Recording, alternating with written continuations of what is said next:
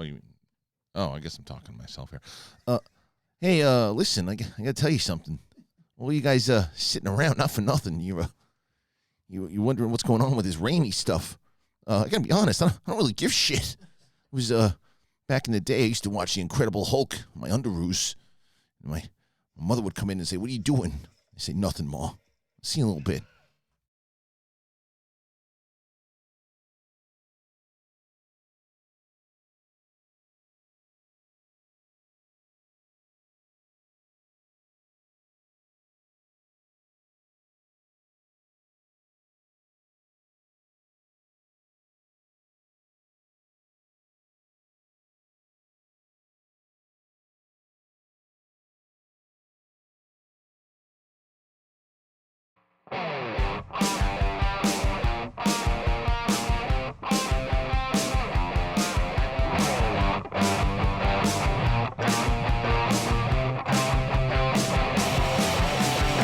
Welcome back, ladies and gentlemen, to SEN Live, Schmoedown Entertainment Network.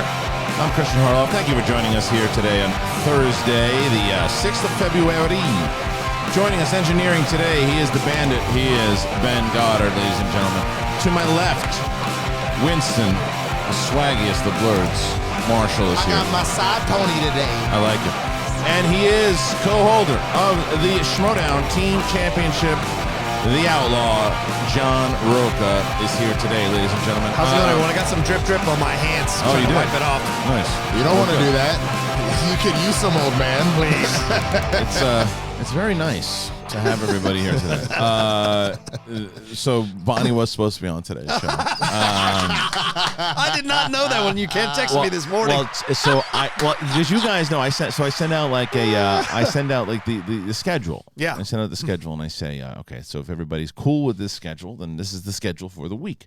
And I texted Bonnie the other day and I said, so you're on for this week, right? She's like, absolutely.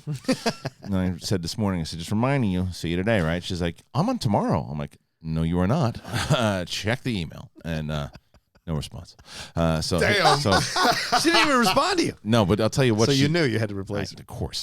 I mean, I knew that when I sent the initial email. I was going to have to replace it. But ladies and gentlemen, Brilliant. we do have a really good crew here today. And Yeah. speaking of Bonnie Somerville was in a movie called Spider-Man 2, directed by Sam Raimi, Yeah. who has already been rumored, Yeah. heavily rumored. That was a good transition. That was good. Thank I you. like that. Thank you for drawing attention to it. Heavy rumor. And it looks like almost like, when it gets this rumored, that it's like when the trades are doing it, that the talks are big, that he could be directing Doctor Strange 2.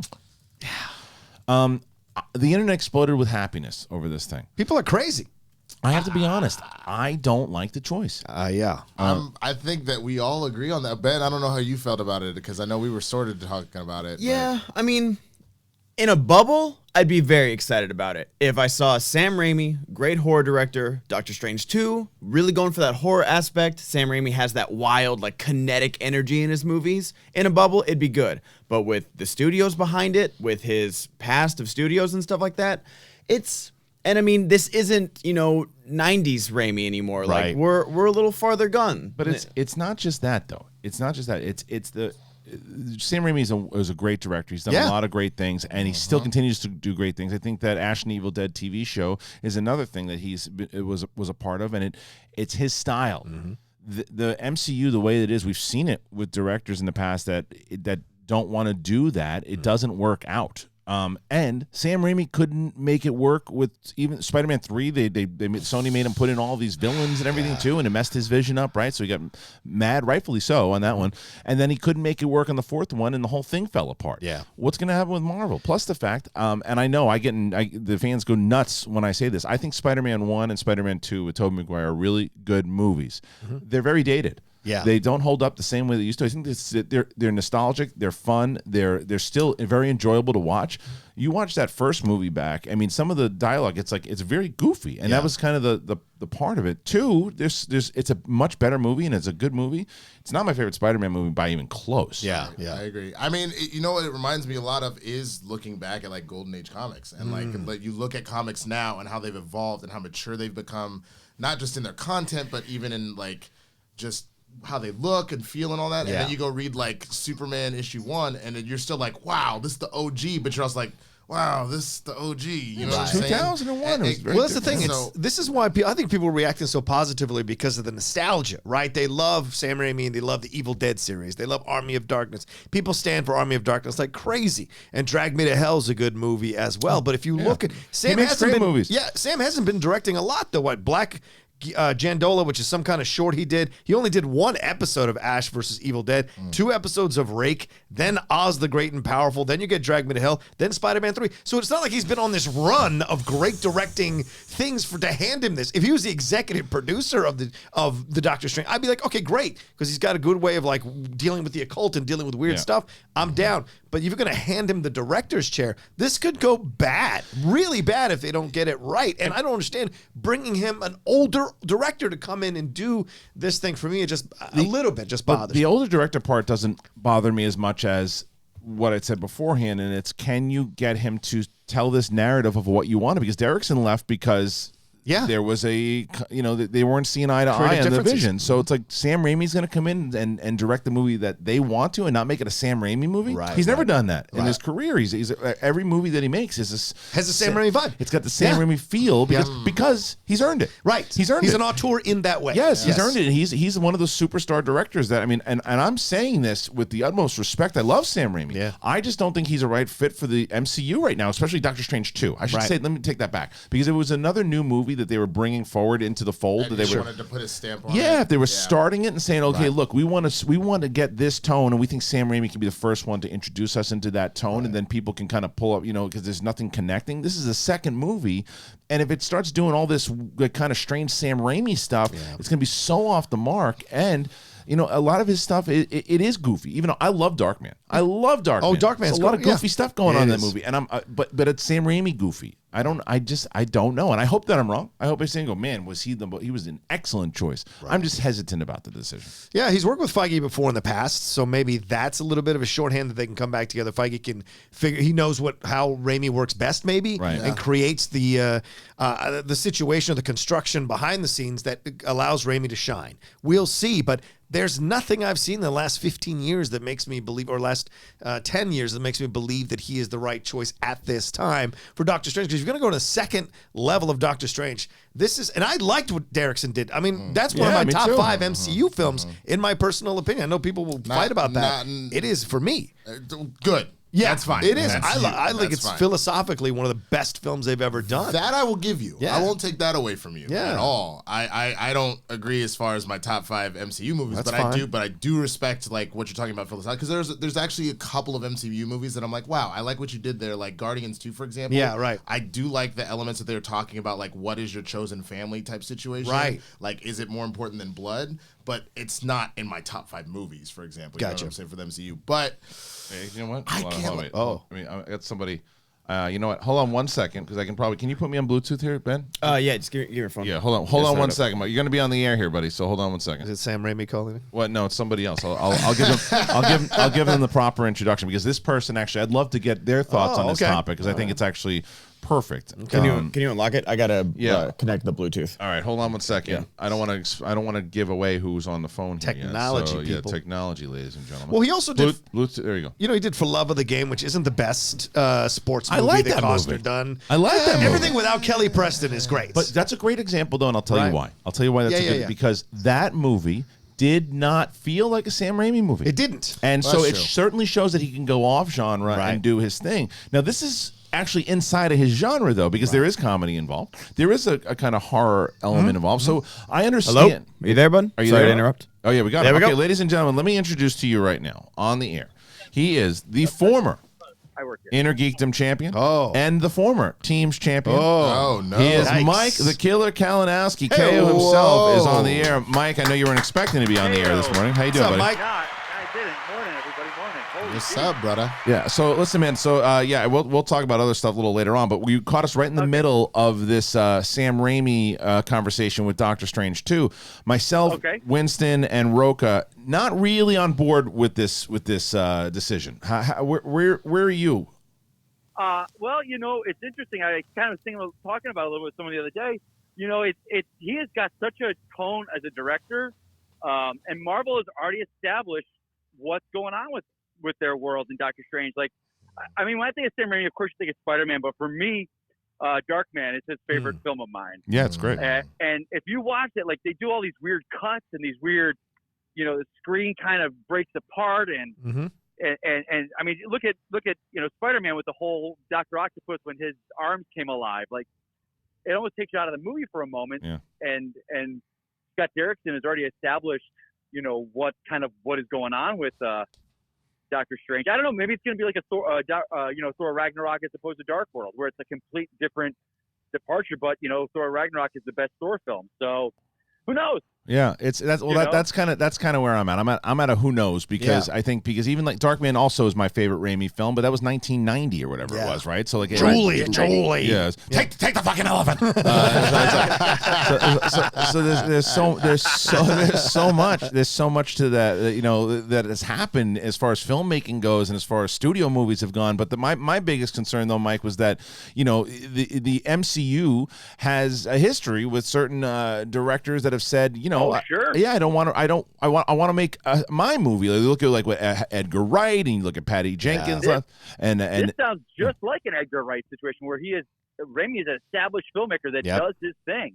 And if it seems like they're far along. I would think that they have the script there. You find out, Rachel McAdams is not now in it, which is a huge Marvel has that track record of sidestepping the love interest for a little while there. Yeah. I could see this going the way of creative differences in a couple months. Yeah, I mean it's certainly that. Well, and that happened right with Spider-Man 4, and that's the reason why Spider-Man 4 wasn't made and why they had to do the Andrew Garfield version. I cannot get Spider-Man 3. The taste of that out of my mouth. No, it's terrible. They want Spider-Man 4. They were like, we want Vulture, we want this, because he didn't want to do Venom in Spider-Man 3. Right. But the studio's like, you got to do Venom. And it's just like, he was like, I'm out. So I don't know if this is going to end up being the film for him. I don't know. Let me put something out there because Boss Logic did a fantastic picture today, where he had Spider-Man's arm that is the old school Tobey Maguire arm coming out of one of Doctor Strange's circles. So is that the reason they brought Sam Raimi in? Is they're going to do a multiverse and bring Tobey Maguire's Spider-Man in to be face-to-face with Tom Holland's Spider-Man? Would be fire. If that's the reason, then I'm on board. Let him kind of close the circle, get everybody to forgive Spider-Man 3 and move on. That's possible. Sounds like that would be like a B-rated Spider-Verse. Like we already have that in the best way possible. And besides that, we're also not talking about there's only so many more movies that the MCU gets Spider-Man. Right. And if they open that up, then you're opening up what is it, just a one-off just for the gimmick? Right. Well, the deal was for 3 more, right? So that could be one of the 3. Is that what it was? I don't know, man. So Mike, I don't know. Yeah. So overall thoughts? Because I saw a lot of people, and our own PJ Campbell was going crazy over this news, and I texted him and I said something. I said, "You're happy about this, huh?" And he's like, and a lot of the audience, even the chat room right now, they're thrilled about it, and I want to emphasize once again, this has nothing to do with a lack of respect. No, of course I think he's one of the greatest. Sure. I just don't know if it's the right fit. What's your overall thoughts there, Mike? To go with PJ Campbell, who I love, this guy's excited for an Indiana Jones 5 and a Lethal Weapon 5. So, He's living in the 90s. He's living in the 90s. I know he is. He gets lit about anything. I'll say this: Marvel has earned the goodwill. They have. I mean, even their missteps are not really missteps at this point. So, I would have liked to have seen. I love how they get these unknown directors or these up-and-coming directors that we don't know about and give them a shot. I mean, look at the Russo brothers. I didn't know who they were before Winter Soldier. Right. But even people who are on the trajectory to go up, like a Ryan Coogler, right, who's coming off of Creed and Fruitvale Station. Raimi's Raimi. He's established himself. He's got his style. I would love to have seen a different choice for this, but again, Doctor Strange is not something that I have any. Set notions of what I want to see in this one. I just want to go and enjoy it. So we'll see. I'm kind of on the fence. Okay, so before and again, what are you going to be? Are you working today? What time are you going to be available? I'm working. I'll be around all day. I'm just in and out of shows. All right, I'll try to give you a shot later. But before I do that, last night I saw that you and the Queen of Corruption, Shannon Barney, were on Schmoedown last night. Oh, and damn right. Yeah, there were a couple. So I did think that you won the fight. I think that it was a right decision that you won the fight. However, I do think that her argument for the first one was the right argument. What's the debate? What was the debate? So what was the greatest corruption moment of all time? Oh, Mike chose the time when they beat you guys for the second time. I think the Orlando one is the best one. Well, the Orlando one, but Shannon said that it was anarchy. And the entire anarchy. Anarchy was corruption. Yeah, and I think for me the reason why I also go with that is too because if you don't have anarchy and you don't have Mike, putting together anarchy in general, you don't have corruption as a team in general because Chance. You also don't have founding fathers. You don't have founding fathers. You don't have who's the boss. You don't have all. Yeah, but I looked at it as the other side is like, it caused all these teams. So we don't have the title belt anymore because of founding fathers. There would not have been a founding fathers. Yeah, but again, but you don't win that. You don't win the titles. My big argument for that was the fact that like corruption. It wasn't just me.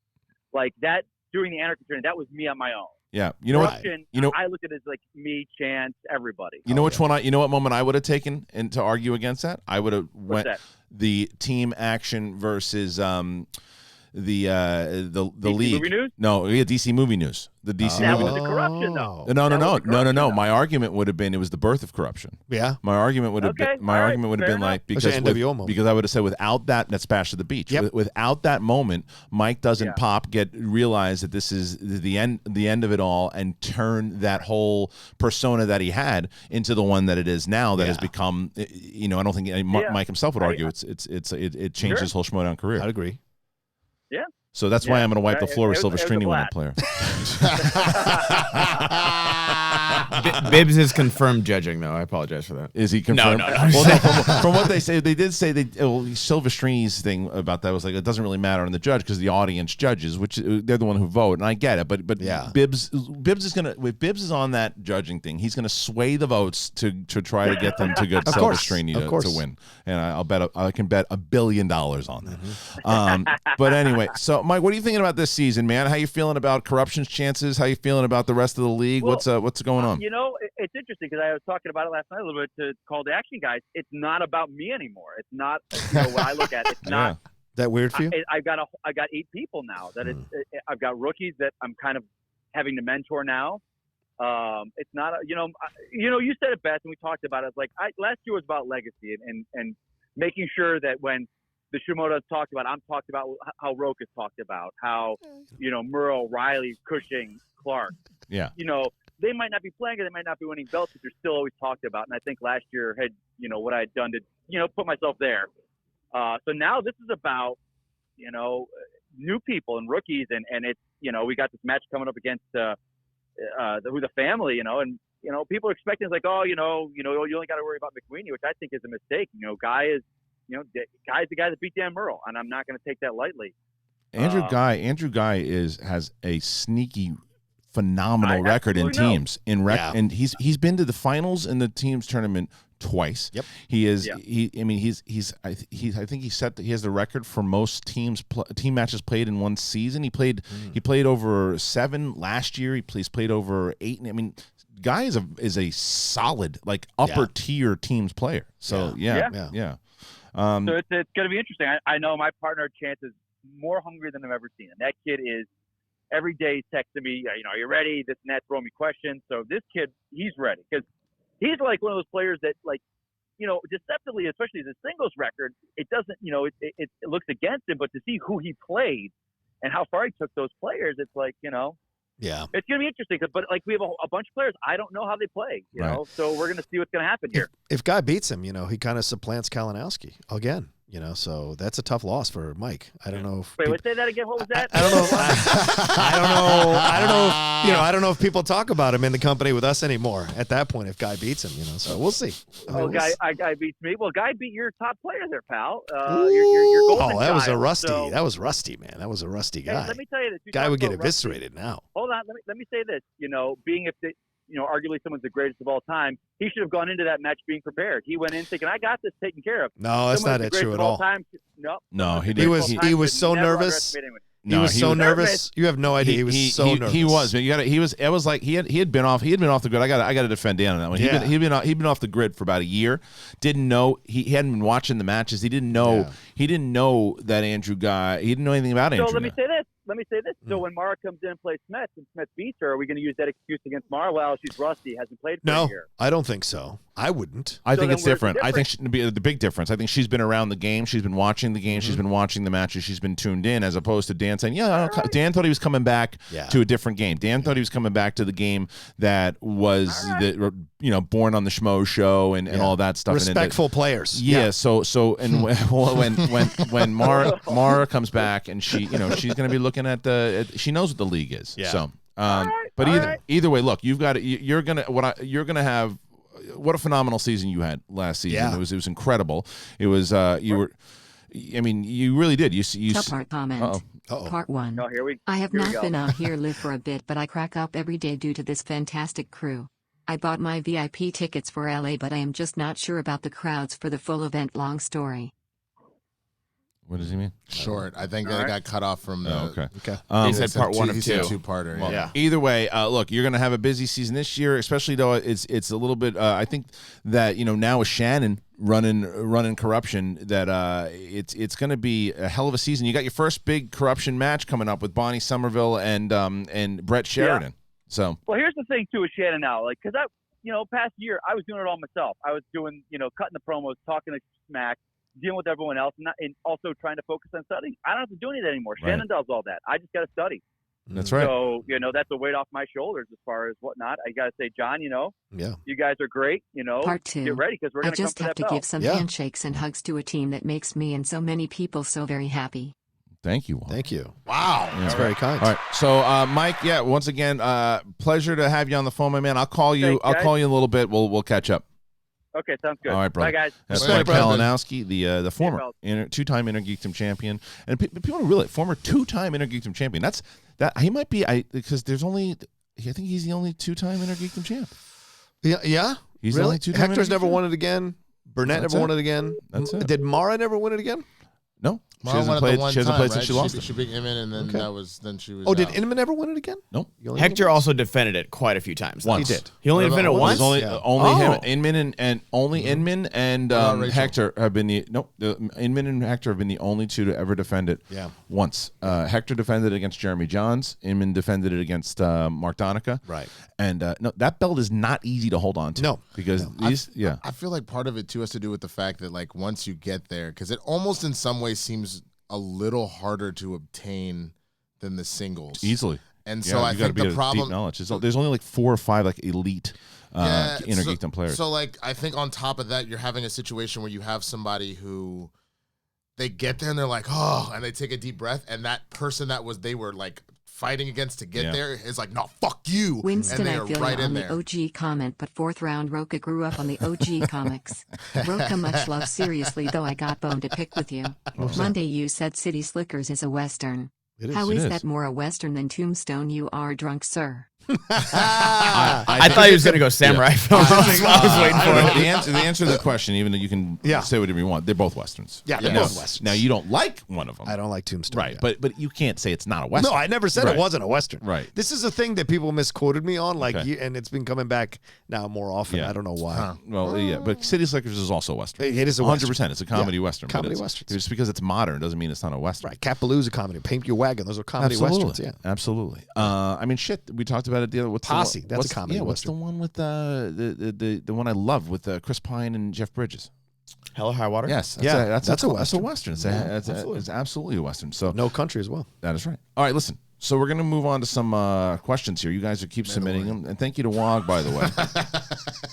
Thank you to Wog for putting in those wonderful Schmoebots. The Schmoebots are on, and you can interrupt the show. It's a nice intimate show here today. We're just the 4 of us, if you will. And on backstage today, you've got 2 of the Horsemen. Yeah. You got John Rocha and Ben Bateman. The champion will be here, and they're going to be previewing season 7 in general about what matches are coming up so far in February, who to look out to, who they think will be the rookie of the year, who's gonna have a comeback season. All that stuff will be happening at 12:30 today on the network, and then at 2 p.m. the Brooklyn event, it drops on YouTube. If you have not seen it and you want to watch it, well, it's going to be on YouTube. We're going to do a premiere at 2:00. So backstage will go from 12:30 to 2 today. And then at 2:00, right after backstage is done, premiering today, the Brooklyn event. Tomorrow, Ben Goddard makes his debut against RB3 in the first Schmoedown match. Did you just give yourself air horns, you jackhole? Why not? I don't Just slight him on playing that a one. bagel boy or something. I'm the captain now. Just playing a bagel boy or something. that's right. Shit. Get not your the pump bagel up boy. going. Yeah. Bagel By the boy way, anymore. so But that's still his theme song. That's a I fight. did. You don't throw that Dude, away. I don't give a- yeah. That he Matthew walks out to Reed it. song He walks is- out to it. Yeah, I walk out to it. By the way, the pre-interview and Yeah. the scene, the pre-interview, and the promos in general for this match are incredible. Yeah. It's just so good. I watch it. Well, you and RB3 are doing in that. man. pre, and You then gotta get you RB3 You on got the a good moment soapbox. in there too that I was really. I'm happy with. excited to see what Winston and good. RB3 said. I'm excited to see that. I'm not gonna lie. That'll be fun. There's a really fun moment during the match.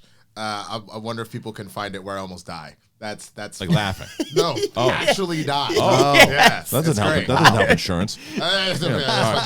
Don't tell them. Okay, let's go to streamlabs.com/the Schmoedown. Fares Muthana. I fucking love Brett. That's all. Keep being him. The sniper struck again. Yes, he did. All right. Cinema Stud said, "Hey guys, daily podcast listener here. Just want to say thank you for always having great content and making me laugh when I really need it. The eventual day that you guys come to Toronto, then first round of beers is on me. No Coors Light though. Sorry, Ellis. Yeah, understood. And by the way, as far as an audio listener goes."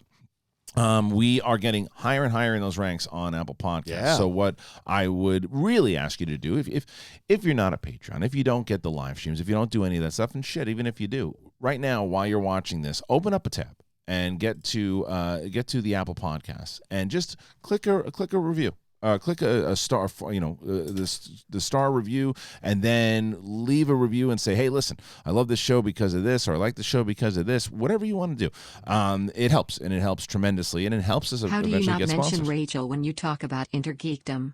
What the fuck? We did. What are you talking about? What are you talking about? I even asked. Rachel's probably one of the greatest Intergeekdom players of all time. Right. I don't know. Right. We were mentioning saying she didn't defend the title. We were literally talking about title Mike defense. Kalinowski never defended the title. Rachel never defended the title. Inman did defend it. Inman did defend it. Oh, he did. That's what I asked. Inman and Mara didn't. Hector. Mara didn't. Mara didn't. Mike didn't. And they're Mike and Rachel are arguably the two best Intergeekdom players of all time. Yeah. So I don't know what the fuck you're talking about, sir. Rachel. What the fuck? Yeah. So Rachel. Some people look for disrespect all the time I don't about know what the Rachel. hell- I don't get it. I don't know what. I don't who's get it. talking Like about. nobody disrespects Rachel. I said none of the competitors disrespect Rachel. But that's the problem. If fans do, that's their own fucking problem. That's competitors don't. But that's what Rachel was upset about when she was still playing, is that we all were giving her all the love all the time, and there would be people that would run their mouth. Yeah, and welcome to that's- the game. No. I know. Everybody runs their mouth about all of us. Yes, but there's an other level of disrespect that was happening to her that was made blatantly true while her whole run is both. Oh, you mean the misogyny aspect? Yes. Possibly. Yes, I think. Well, but no. But here's the thing that I think shifted tremendously, and because I don't disagree with you, Winston. I think what happened, and I think that the Shire Wolves took a big shit sandwich and jammed it into those people's faces, because what the Shire Wolves did was when and this is why I give Rachel and Clark all the respect in the world, because they told me, and Rachel and Clark told me, and Rachel was the one who said it, that they did not want to do what Sam had done, is giving up the titles. Right. They wanted to go out fighting. Yep. And I told them at that point, I said, look, you've earned it. If you want to drop the titles, you can, and nobody's going to say anything at that point. And she's like, absolutely not. We're going out and we're fighting. That was Rachel. Yeah. Rachel wanted to do it all the way through, because one of the things also is because they when they won the title, because Sam gave up the belts, the Shire Wolves they played who was ever in front of them. They played you guys, they played whoever was in front of them, and they beat them. And then Brienne had cashed in on her shot to get that title shot, and the Shire Wolves beat them. Yeah. So the fans are, oh, they didn't really win the titles. They didn't really did. They beat everyone that was in front of them. And That's then, all you can do. And so what you're talking about there is fact. Yes, but agreed. But I think it shifted dramatically when they beat Who's the Boss. I guess that's what I was saying. Possibly, I was saying I think it died down as soon as they started winning. At the beginning, it was there. Yeah, it was. It but was I think that it died down. I think it was always there. It was smaller, because It's never going to go away. But that's the part of being. If you want to treat this like a sport, That's what I'm saying. That's the whole point. Is that you're always going to have people that say, "I think so and so is better than so and so." Right. For me, what I don't put up with is when someone goes after appearance, when someone goes after gender, when people like that. That's when I say Or race. Yeah. race. I say fuck off, get the hell out of here. Right. But if you say, hey, I think so and so is the greatest as opposed to this person. I think you're allowed to have that conversation yes, as and a it's fan. not. It's not an insult to the other person. No, it's not, and it's not isn't it? disrespecting accomplishments. It's just their opinion on it. Like Right. if it's like an ESPN conversation, it's just like I understand what you're saying here, and if it's done respectfully, I have no problem with Yes, it. of course. I understand egos take the better of people sometimes. I You guys understand need that. RB3 saying disrespectful programmed into your soundboard. I know we bad probably plan. do. Sure, I know. But either way, I don't Rachel's think one of the any- greatest ever. She's a If- legend, Yeah, and she's I on have the that conversation all the Rushmore. time. I don't think that there is an argument as far as the most knowledgeable player of all time. Yeah. It's Rachel Cushing. There's no doubt about it. think you can argue that. Around the whole entire board, no doubt about it. Yeah, I agree. Yeah, so eat it, Doug. KC Bloom. Hey, SEN Live crew. Today's my birthday. Happy birthday, sir. Happy birthday. I'm not going to be watching live. Well, you didn't hear that then. And I will be at work. But I wanted to let you know how much joy this show and the Schmoedown brings to my life. Thank you for everything you do. Schlong along. Thank you, Casey. You're the Schlong man. along, Really ding appreciate dong. it. Schlong Yeah. along. Hung Solo is in the chat. Hey-o. Since day one, I've been trying to place why Goddard looks so familiar to me. I finally clicked yesterday. Jim Norton. I don't really think it looks like Jim Norton. I don't think so. Wiley Todd. Wiley Todd. What's up, guys? And my friend Ben. Question. Am I the only one who thinks Thomas Newman should win and will win the best score for the Oscars for 1917? Every time I listen to the main title track, I get goosebumps. And he has to be and he has been nominated 14 times and he's never won. What So- are the other options? Well, the Joker. the Joker, which is probably going to win. She's going to win. It doesn't need. I think she does. That's another reason why. I think because of how monumental it is for the fact that it's a great score, by the way. Yes. And second of all, for the fact that she did it. Yeah. And, Real quick, John Williams for Star Wars, Joker, Marriage Story, Randy Newman, 1917, Thomas Newman, and Little Women, Alexander Desplat. It's between Joker and 1917. Hilda- Then I give it to 17. Honestly, I rewatched it last night. It's so It's good. it's great. It's and amazing. Thomas Newman, because he's never won, has a good chance of Hey winning. Kristian, how is the couch fun coming? What is Oh, this I know. Amber Heard news I keep hearing about? I heard she's being removed Aquaman 2. I had to have Really? missed something. Yeah. Finally to legend Kirk Douglas 103 is nothing to sneeze at. All right. So the first thing, let's just get this out of the I'm tired of it. So the Amber Heard thing, real quick, right? Too. So well, no. But what pissed me off was someone said something along the lines of like, "Oh, so you talked about it. You went to the other side when it came to Collider Live," and I said, "Really?" And I put my Collider Live interview to that response. What I said when all this news was breaking the first time, I said, this is why we have to be careful from rushing to judgment right away and let both sides of the story come out, because both sides of the story right now, she's not looking good. Yeah. This is stuff to where there is seriously a lot of shit going on with that conversation. It was disturbing. It was bad, and she pretty much admitted to doing some horrible shit. Yeah. And even to which he does inside of that entire interview, right? To where he's having the conversation too. It was a very dysfunctional marriage in general, right? So, and it's also one of the reasons why I'm really not talking about it, because that's not what the show is. And Collider Live was that show. This is not that show. So people keep saying, "Oh, you want to talk about it? You just talk about it. That's how you talked about it last time." No, it's not. I said the same thing. Go back and watch the clip. I said you can't rush to judgment on these things if we don't know both sides of the story. Exactly. We still don't know all the sides of the story. We know more now, and it does. Like I said, it doesn't look good on her side of the thing. So that's as far as that goes. As far as recasting, I don't know. I don't know if they're going to recast. They may not. They didn't recast him in Fantastic Beasts when all this stuff went down, because they didn't have all the facts, and it looks like that was the right choice. In retrospect, and to be fair, a lot of people jumped right down his throat because they didn't see it. That's the way the culture. I'm hoping that the culture starts to maneuver away from that because of all these other circumstances that we have been seeing. I was going to say two things. I mean, first, from the standpoint that you've also made it very clear that this show is not the show to talk about anything political like that. I mean, we haven't said one single thing about the impeachment at all, and I think that there are places to go if you want to talk about stuff like that. It's not this show. But the other, I don't know. Did you see Jamila Jamil on The View the other day? She was talking about how cancel culture has gotten completely out of control, and it should be reserved for moments where you have a Bill Cosby, a Harvey Weinstein, where it's stuff that's like straight up. But there's this rush to judgment with a lot of stuff where people don't, like you said, don't. And have everybody, the and facts. by the way, and everybody's been guilty of it, like Including her. everybody, everybody this table, everybody at this table, everybody Yes. outside, everybody in the space, everybody has been guilty of it. And Twitter and Facebook, they're not courtrooms.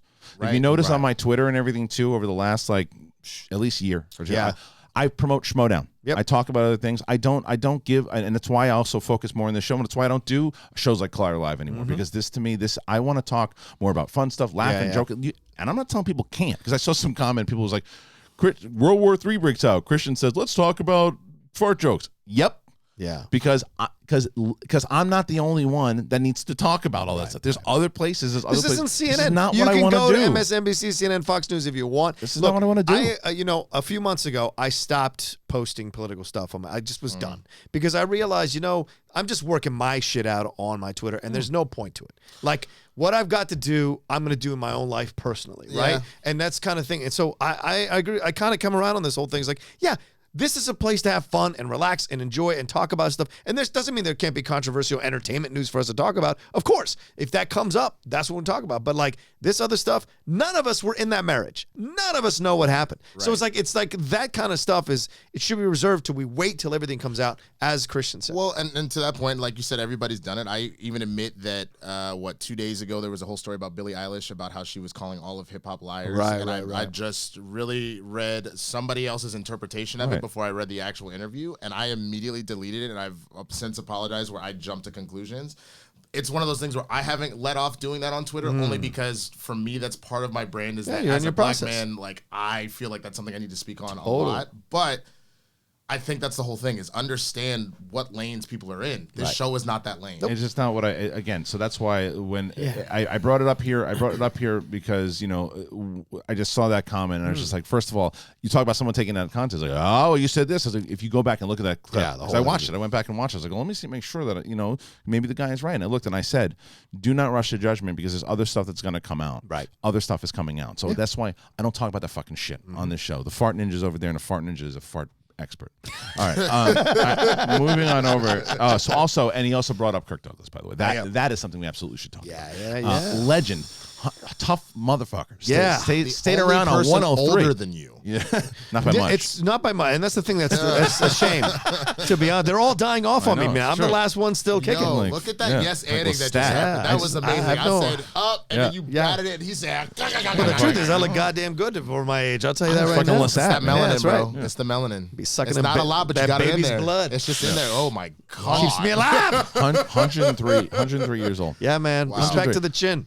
Brad Gilmore had interviewed, I guess, his grandson, Michael Douglas's son. Oh, and, yeah. If World War III broke out, I better find SEN Live still running the next morning. He'd watch this over watching the news. That's absolutely right. Of course. That's exactly right. Because where are you going to find your fort? Welcome to SEN Live. That's right. Just one arm talking about like wearing gas masks. Schlong.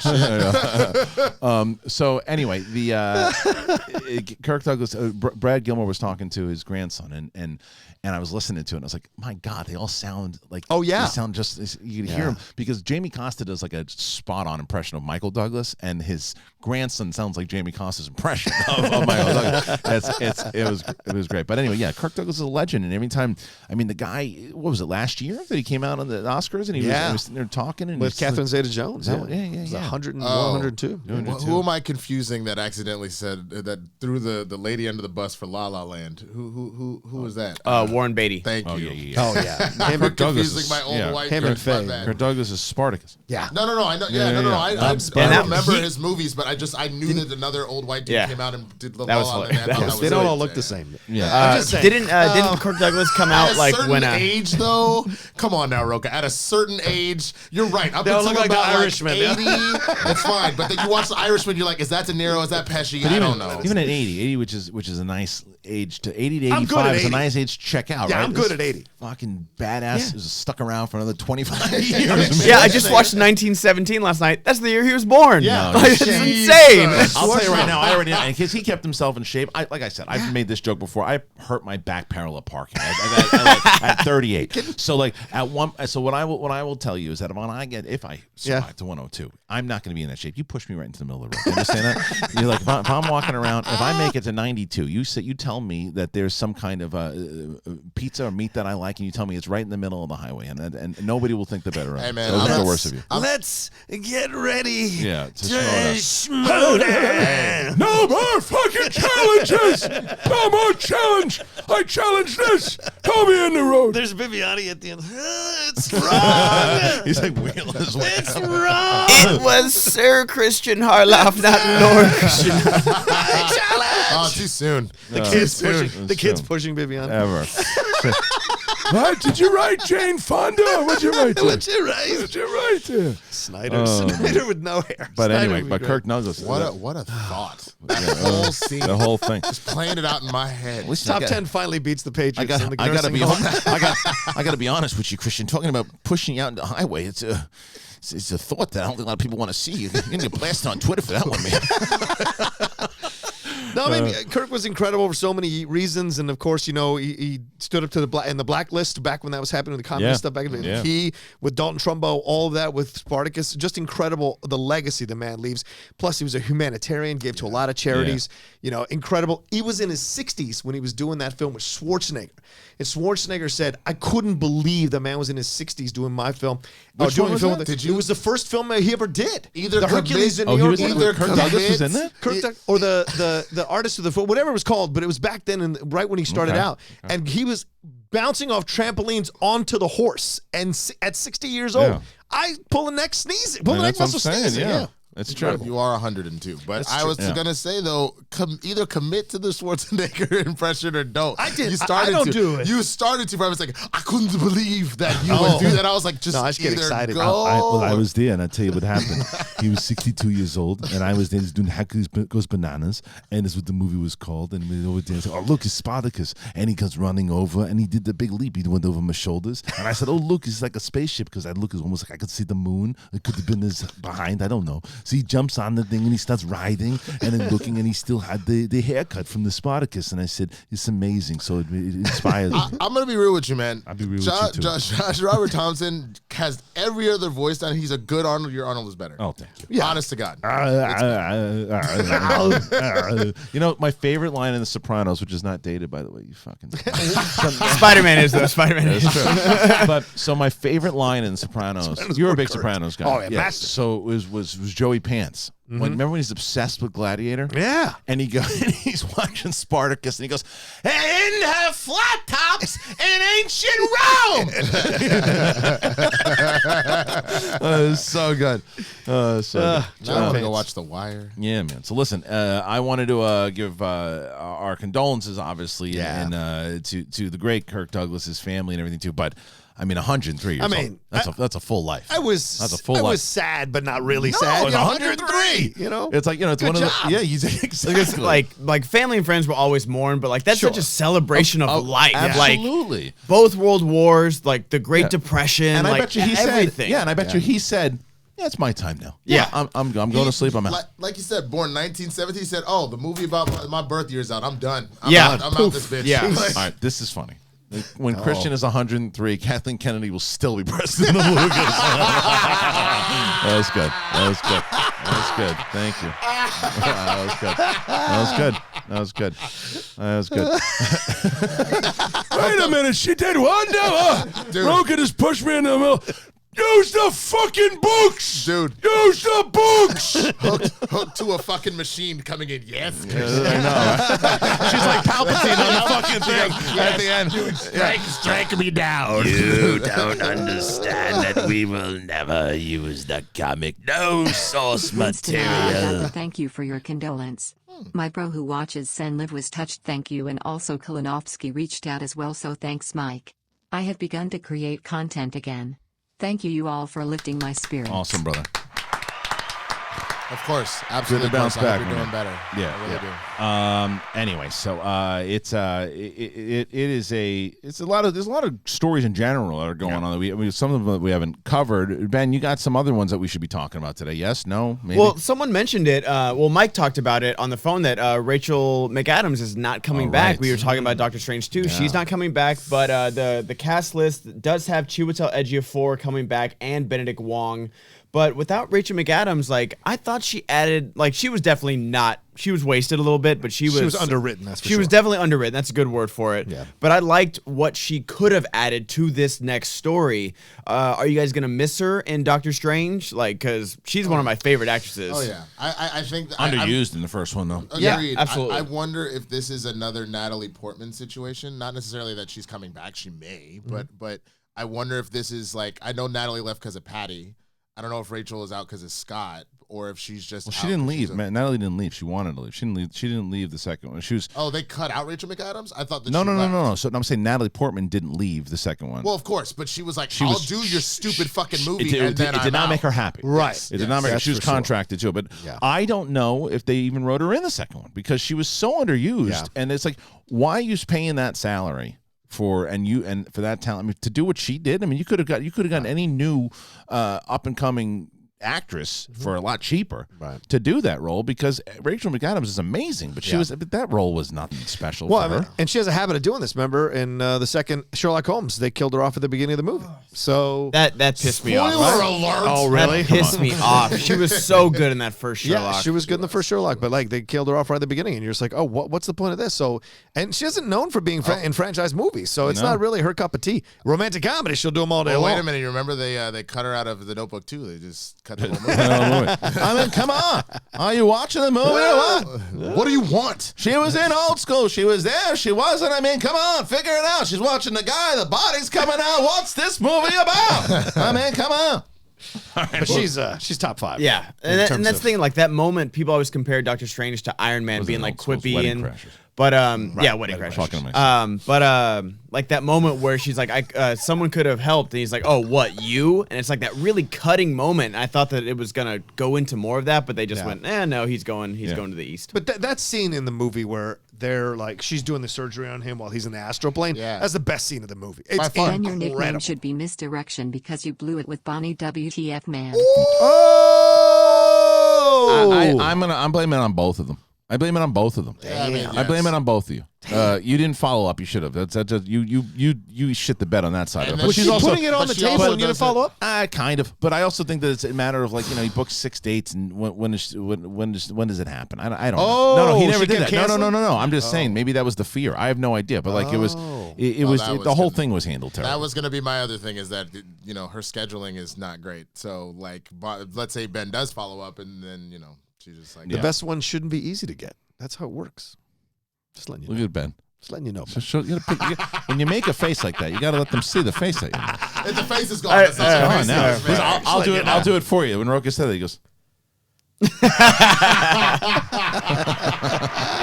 All right, let's get No, I don't think Ben was scared. I think Ben's got game. I think he's got game. Someone said he was scared, and I said, no, he wasn't Ben's scared. Got pride. He's a Mexican. Bonnie's definitely an intimidating force. There's no Really? doubt. And Did you see her in Spider-Man 2? And she's a cutie. No, I know, No, but she's she's her personality. intimidating. Like, yeah. in general, and she'd break him in half. She's I mean, brassy as hell. Yeah. I don't know. Ben Goddard, I don't know. Everything you gone through with this bagel boy shit, I think you could have handled yourself. Like you proved that you got the cream cheese to handle. Either way, it's over. It's over. Well, all right, Wiley Todd, what's up, guys? My friend Ben, question: am I the only one that? Oh, we did this already with Thomas Newman. Yeah. So, Aiden Cossack, Winston, I love you and Jay, but you got to tell your boy to stop posting spoiler reviews days before the movie comes out. I couldn't agree more with that. That's in everybody. That's Does in he do general. that? A lot of people do that, and I try before it comes out. Come on, you can't do that. That's what I mean, the only thing that I will give him credit for, he puts all over the place that it is a spoiler. But this is the follow-up point. This is the follow-up point. The reason why I have a problem with it. It just arms these shit rats on the internet with spoiler grenades. That's true. Yes, That's what I told Ben and Guy when they were going to do this the Star Wars one. I go, are you guys putting it out before it comes out? Kristian, that wasn't Ben making a face. It was just his classic non-emoting. That's fair. Was that Roxy? Yeah, was that Roxy? Yeah, that was Roxy. But yeah, that's why it's not. It's just because I understand the need and what people think. Though this is everybody who does reviews now, because I'm playing on a platform here that when Mark and I started, there were 4 people doing movie reviews. Now everybody and their mother does movie reviews. That's why I don't do them as much anymore too. Is everybody does them now, and it's like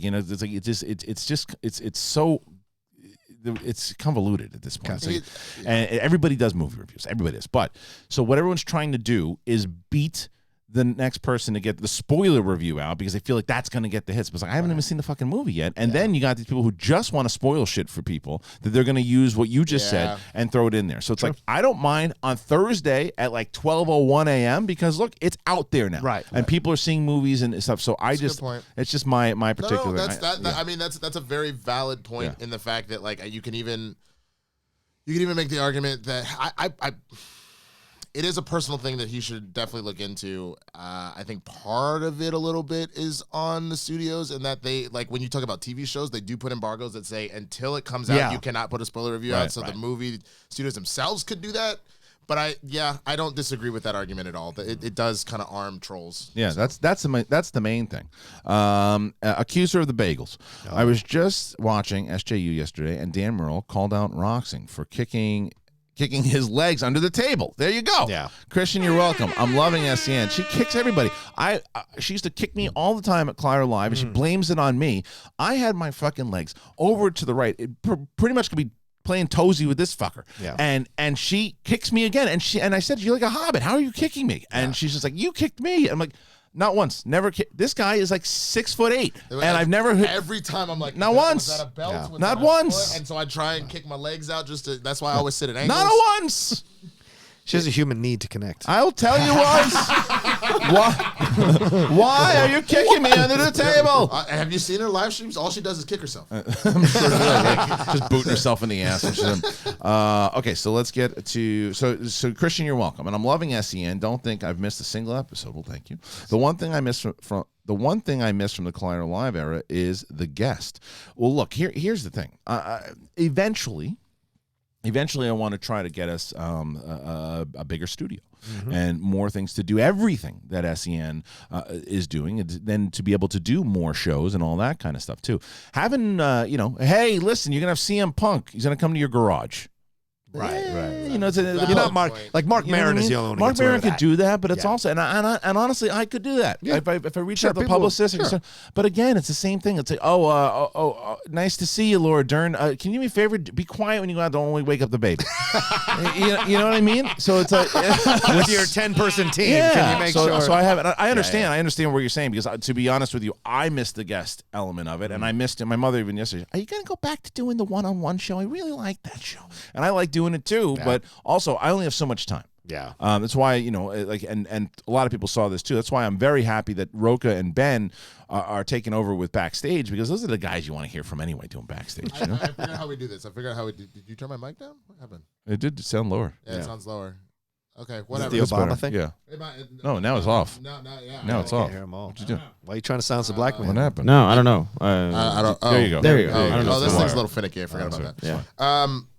There's two ways to fix it. First of all, just put a massive red carpet all the way from your driveway where your car's parked all the way here for them to walk up. Right. And then essentially water. You do that and it's done. And they're like, this is all I actually need. Good point. I'm good. All right, so let's see. This is also Dagan. Can we get Bob Dylan's Oscar predictions? All right, okay. Okay.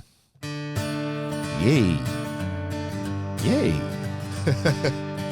Hey, man, what are you gonna say? The Oscars, they're on when? I think it's Sunday. I don't have to put in all the power and, man, a little bit of might. I gotta be honest with you. The best foreign film, it's gonna be Parasite. I've been there. There's places that I've been. The best picture, man, it's 1917. I want to play, what are we playing? It's poker. And Joaquin Phoenix, that motherfucker is winning for the Joker. So I do have a question. I don't want to get, again, we've already established we don't go political with this, but did this already get talked about his BAFTA speech? Yeah. Do you think that he's going to do that again at the Oscars? I don't know. I fast forward through all speeches. Oh. Yeah. I don't want, and again, this is... No, I'm not telling anyone else to do this. I watch the Oscars to watch who's winning the best movies, who's winning for their performances, and I think that if you want to use that platform to do whatever you want, then so be it. Good for you, but it doesn't mean I have to listen to it, and it doesn't mean also that I don't agree with what you're saying. Sure. I very well. I'm just curious. I very well could agree with every single thing that you're saying on the same. There are people who have said my political views and a lot of stuff that he said I agreed with, but I don't want to listen to that. I don't want it because also I don't have enough time. Well, I get that. I mean, that's part of the reason why, for the most part, unless it's a situation where, like, I don't watch award shows because, if I do, I am watching for the speeches. But if it's just like whoever won Best Picture, I'll put it on DVR and I'll literally just be like, okay, or search on Twitter. You know, so I was just curious because what about you, Rocha? What do you think? What about his speech? Well, you don't have to go deep into his BAFTA speech, but like if you think there'll be a reprisal of it with the Oscars. No, I doubt it. I doubt he'll do it at the Oscars. I think there are certain award ceremonies you can make those kind of stances. You and can do they're that cool at with the it. BAFTAs? I think you do it at the BAFTAs. Yeah, the BAFTAs are below the Oscars. The Oscars are above. I That's get it. just Because like, it was just there was stunned no one nominated at the silence. BAFTAs. That was the Yeah, thing. that Like, was No. I know. Isn't But the there was Reba at the Oscars, But you there guys. was still, obviously with the lack of female directors. And Yeah, Right. there was Oh, so much sure, diversity, someone will. you know. I think he's made his stance, so someone else will do it. Yeah. Okay, so moving on here, ladies and gentlemen, the Green Flamingo. The Green Flamingo says, most of the time people don't see me fly, for I am a flamingo. The times which I stand the walk right by, I am a flamingo. I got to read this. Every time he puts something, I got to read it like Gary Busey. The Green Flamingo says, most of the time people don't see me fly, for I am a flamingo. The times where I stand, they walk right by, for I am a flamingo. They notice me when I cry. They always see the tears. There is not a story. There is something in which I fear. Every time this guy, That's good. I always doing Gary Busey. Every single time. Green Flamingo. Yeah. Dig it. Every freaking time. Oh my goodness. The Green Flamingo. Yeah. Woo! The Green Flamingo. All right. Sir Lord Attenborough. Hey, everyone. The Jesus is back. Did you all catch the Jesus Rolls trailer that dropped this morning? Or is it the Jesus? I don't know. It looks intriguing, but not sure if it was needed. I'll check it out because it's Jesus. Because Big Lebowski is my favorite film of all time. Thoughts? Yeah, I saw the trailer. This has been going around for 2 or 3 years. Yeah, I thought it like already came and went or something like that. I guess they pulled it back for a little bit, but he did get the approval of the Coen brothers to do this. Yes, he did. So it's not like Tara Reid walking around talking that like there's sequels coming all the time. This is dude. real, and so he got John Hamm to be in this. Quite a number of people. I think. Yeah, I Susan saw Sarandon's someone in tagged this. us this morning, and I Yeah. saw the poster. I didn't get a chance to watch the trailer. I wonder if but- Riley's watching because Riley obviously loves Yeah, it. it's basically just kind of showing that he wasn't a child sexual, yeah. that he was framed in some way, and so he's trying to that's find good. out to like And that's figure it canon. out. I guess that's canon. Good. All right, good. Back to that was Sir Lord See? Attenborough. And then speaking of which, Jesus Fernandez or Jesus Fernandez, depending on who it is. Greetings from Mexico to all. Just wanted to share that our president will make a raffle for the presidential plane so that a lucky citizen might become the owner. Thoughts on that? I thought that is a kind of random news that you could enjoy. They a raffle to win what? For the presidential plane so that a lucky citizen might become the owner. As in like the actual airplane? like Air Force One for Mexico. you it just sounds like. win the plane. Do you have guess to so. pay taxes on that bitch? Like, are you they're fueling it trying to up? get rid of Like, it. Well, remember like when Tom Brady won MVP when Malcolm Butler got the interception, he wanted to give him the truck, but he would have paid it like $20,000 in taxes, so Yeah. he couldn't just give him the truck, like because Tom Brady was like, "Oh no, you're the MVP because of that play on the goal line," but he couldn't give it to that. So yeah, I wonder if it's something like that where it's like, That's "Do you whack as enjoy fuck. this plane? Give me Well, $10 million down." Right. Do you well, want the plane? you know that was a big deal when Oprah gave away them cars. Is that people were in the audience are like, hell yeah, I got a car, motherfucker. Cool. That'll be like $10K in taxes. Wait, bitch, what? I can't afford that. Sell I just it. came to a Yeah, freeze. you sell it though. But that's so depressing. Like, you know, Is it?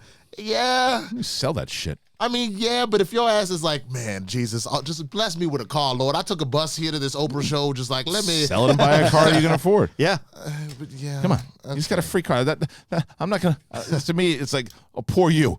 You just got a fucking car. Figure out. Can't pay the taxes on That's it. your character. Figure out. Yeah. Hey, listen. I got to tell you something. I'm walking around on a bicycle. I'm driving around. My kid's got Look, 3 man. bicycles, a flat tire, and I'm walking around. And this guy's giving me a fucking car. You complain about the taxes? I'll be honest with you, man. Go ahead and buy fucking 2 Pintos if you got it. I fucking get it, but if she's a billionaire, you what is another like $20K for her to cover? She's giving away cars I to the know, whole audience. which she didn't even fucking pay for. She had a Get outta fucking here. partnership with. I got no sympathy for people who get a free car and worry about paying. You can the always taxes say on it. no. What do you think? They think they're gonna pay? They're gonna pay. What are you thinking is going to happen? They're giving you a free car. The guy in the corner wants a free sandwich, and you got a car and worry about You know what? the taxes. You know what? That's what I'm gonna do from now on. Whenever someone's like, "Sir, can you buy me a meal?" I'll be like, "I got you." I'm gonna go in. I'm gonna get them that in and out. I'll be like, "That's gonna be $175." Because you've been you get the taking some burger. You change. get the burger. We got to pay me for the fries. Transportation fee. Bullshit. That's some more Transportation. Still bullshit. get to eat, motherfucker.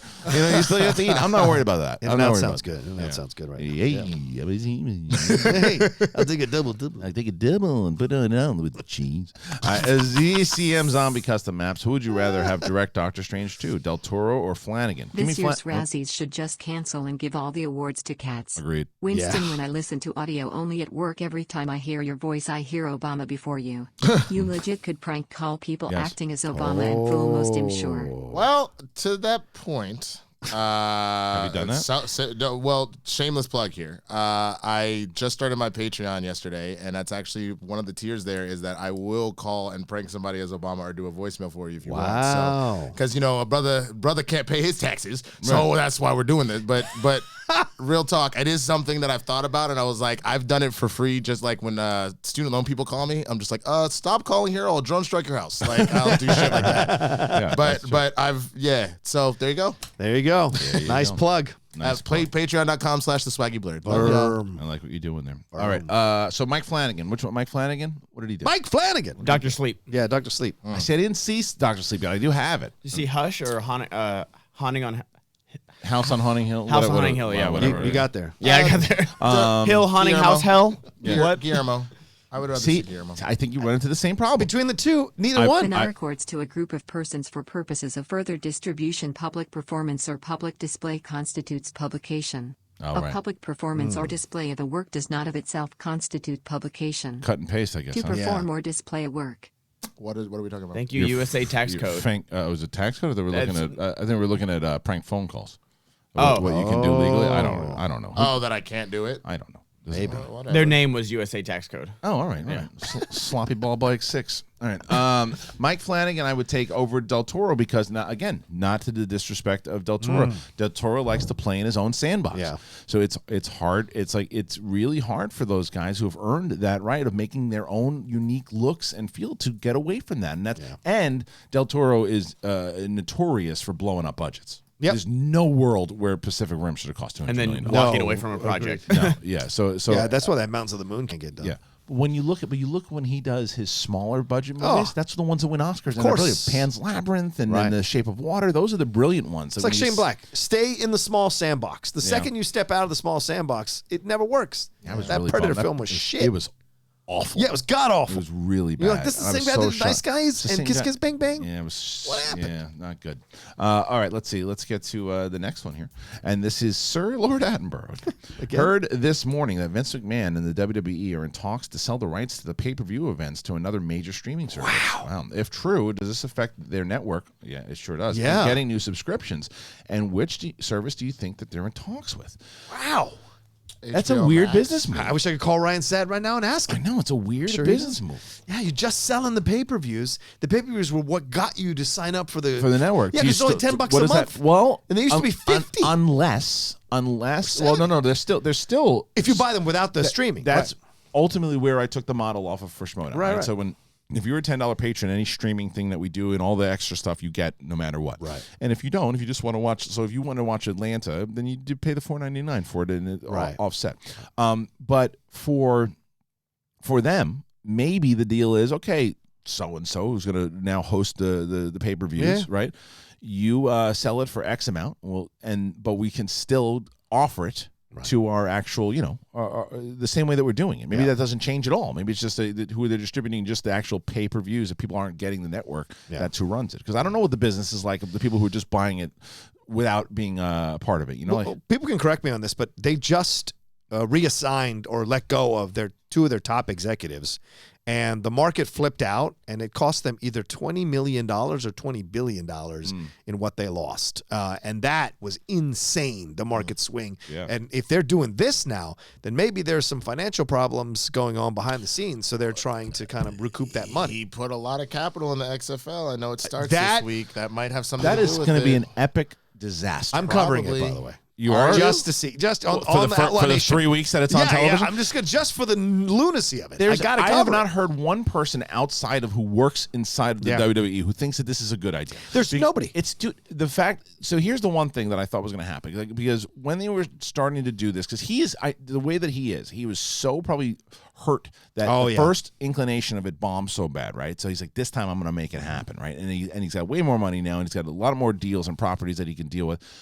But when you start paying players who are putting their bodies on the line, $17 and a candy bar to play. Who the fuck do you think's gonna play? I was gonna say, what are their contracts like? What are they making? Shit. Yeah, they're No, not that was making the whole that much. thing that came out. They're getting like minimum wage almost. It's like that's an exaggeration, but as far as they're getting Paris. I get it. For as violent as a sport as it is, yes, it's a ridiculous insult that you're not going to get anybody to play except for like college players who either were hurt and are definitely not going to get drafted, and there's no shot for them. You're going to get broken players, and you're going to get the reason the USFL was able to survive as long as it did in the 80s and early 90s is because they had deep pockets. Yeah. If you don't have deep pockets, you're not going to make it as a league in any sport. No, you really aren't. Let me ask the audience who's watching right now. There's like almost 2,000 people watching right now. So put just yes or no. Will the XFL last past season 1?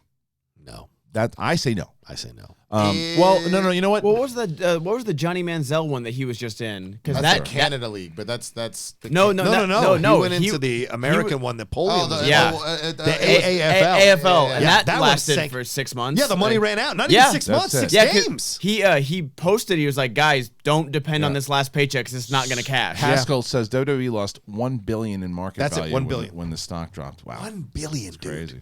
Or 2 people leaving. No, everybody's saying no. There's a couple of yeses. Fuck no is a couple too. No, nobody's going. I'm covering it for shits and giggles. I would love it if that's what they should name the league. Shits and giggles. They'll probably be one of the players. Like he hate me. This one's gonna be shits and giggles. Been killing it as host. If you retire from Schmoedown, you'd be great on the desk. Who's that? Fuck politics nonsense, fart jokes only. Kristian is your friend, Winston is Obama, and Rocha is Irish person hungover remembering what they did last night.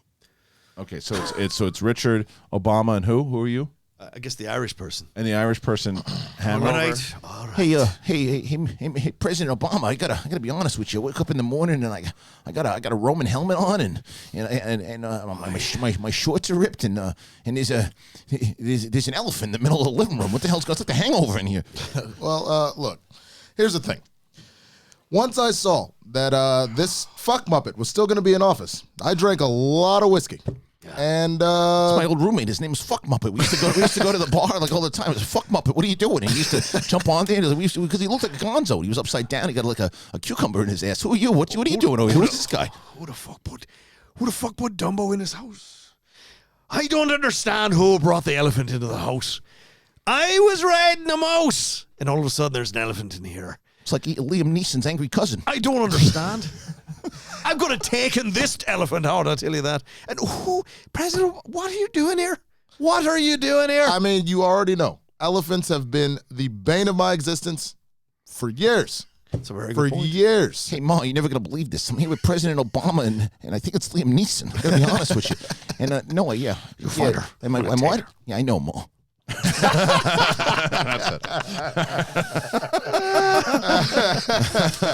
What do you even feed this thing? It's like peanuts. Is that an elephant? Is that an elephant? Or is that my cock? All right, Wog0521 put in a nice Schmoebot, Sir Lord Attenborough again. Roke, I'm a big fan of yours and wishing you all the best in 2020, my man. Thank you, man. You tweeted about The West Wing this morning, which I loved. I was curious, who would you cast as the president if a spinoff ever came to be? Hashtag Outlaw Nation. That's good. Oh, that's a good question. Tom Hanks.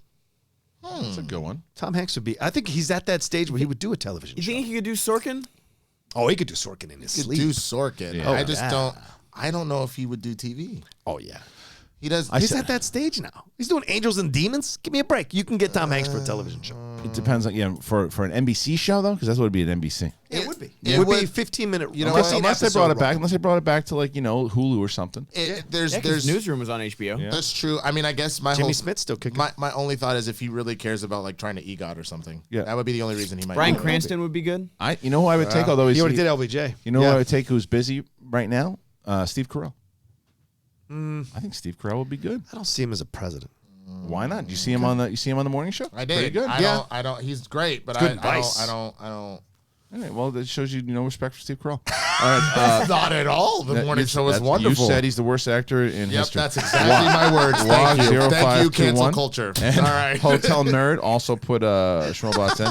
Giancarlo G. Jr. saw Birds of Prey. And I got to say, it is definitely a good step for DC into this new decade. That being said, the story is, as Rocha said, it's very messy. But I like to think of it as a reflection on how Harley's mind is a mess. Yes. Hashtag Rocha, first in our hearts. fourth in the draft.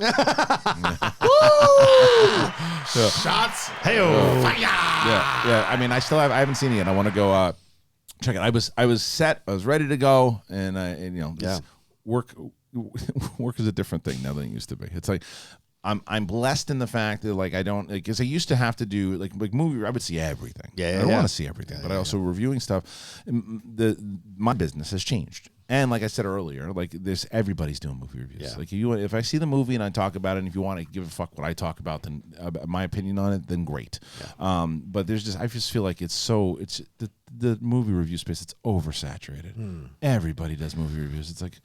Well, that's why you got to find who you trust and watch them. Yeah, it's just it's like I would much rather where it comes into if we're talking about the movies. Hey, you saw it? What did you think? Right. Like to me, as opposed to, I just think people, I don't know. It's that was my overall problem with this space in general, is that I think at some point people forgot that we were talking about movies and started thinking that it was like politics and world and like it was like you're changing the world. If you're like people take movie news and reviews like so serious. Yeah, it's like that's what's sad now. It's a fucking movie. Yeah, but that I think that's the sad thing that's happened. Everything's gotten taken that seriously. Sports has become that way. Movie reviews. Yeah, but it's different though. It's different like from what I saw as far as like being like I'm so detached from like the movie like news and review space now, and I've never been happier. It's like it just seems it's like everyone just it just seems like it's so. I don't know, like they're taking it so serious. I mean, there's a way to walk the line with it. Where if the movie presents that, you can say, "Okay, this is in the movie." Absolutely. But when you're trying to instill it, that's when it becomes. I'm talking an about issue. when people are talking like you're absolutely right. When there comes to like serious topics inside of movies, and you're talking about the of course. I'm talking about when like. This comedy was not the same as other comedies in the past because the way that I certainly looked at it, I started to look at myself as a human being and said, what am I really laughing at?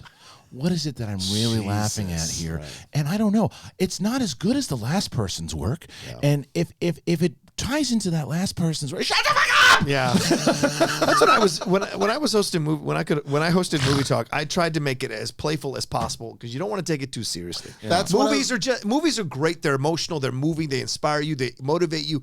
Absolutely, but they're also fake stories. So it's like it's just fun to talk about movies as long as you distill it back to that. That's when I thought Movie Talk was at its best. Serious.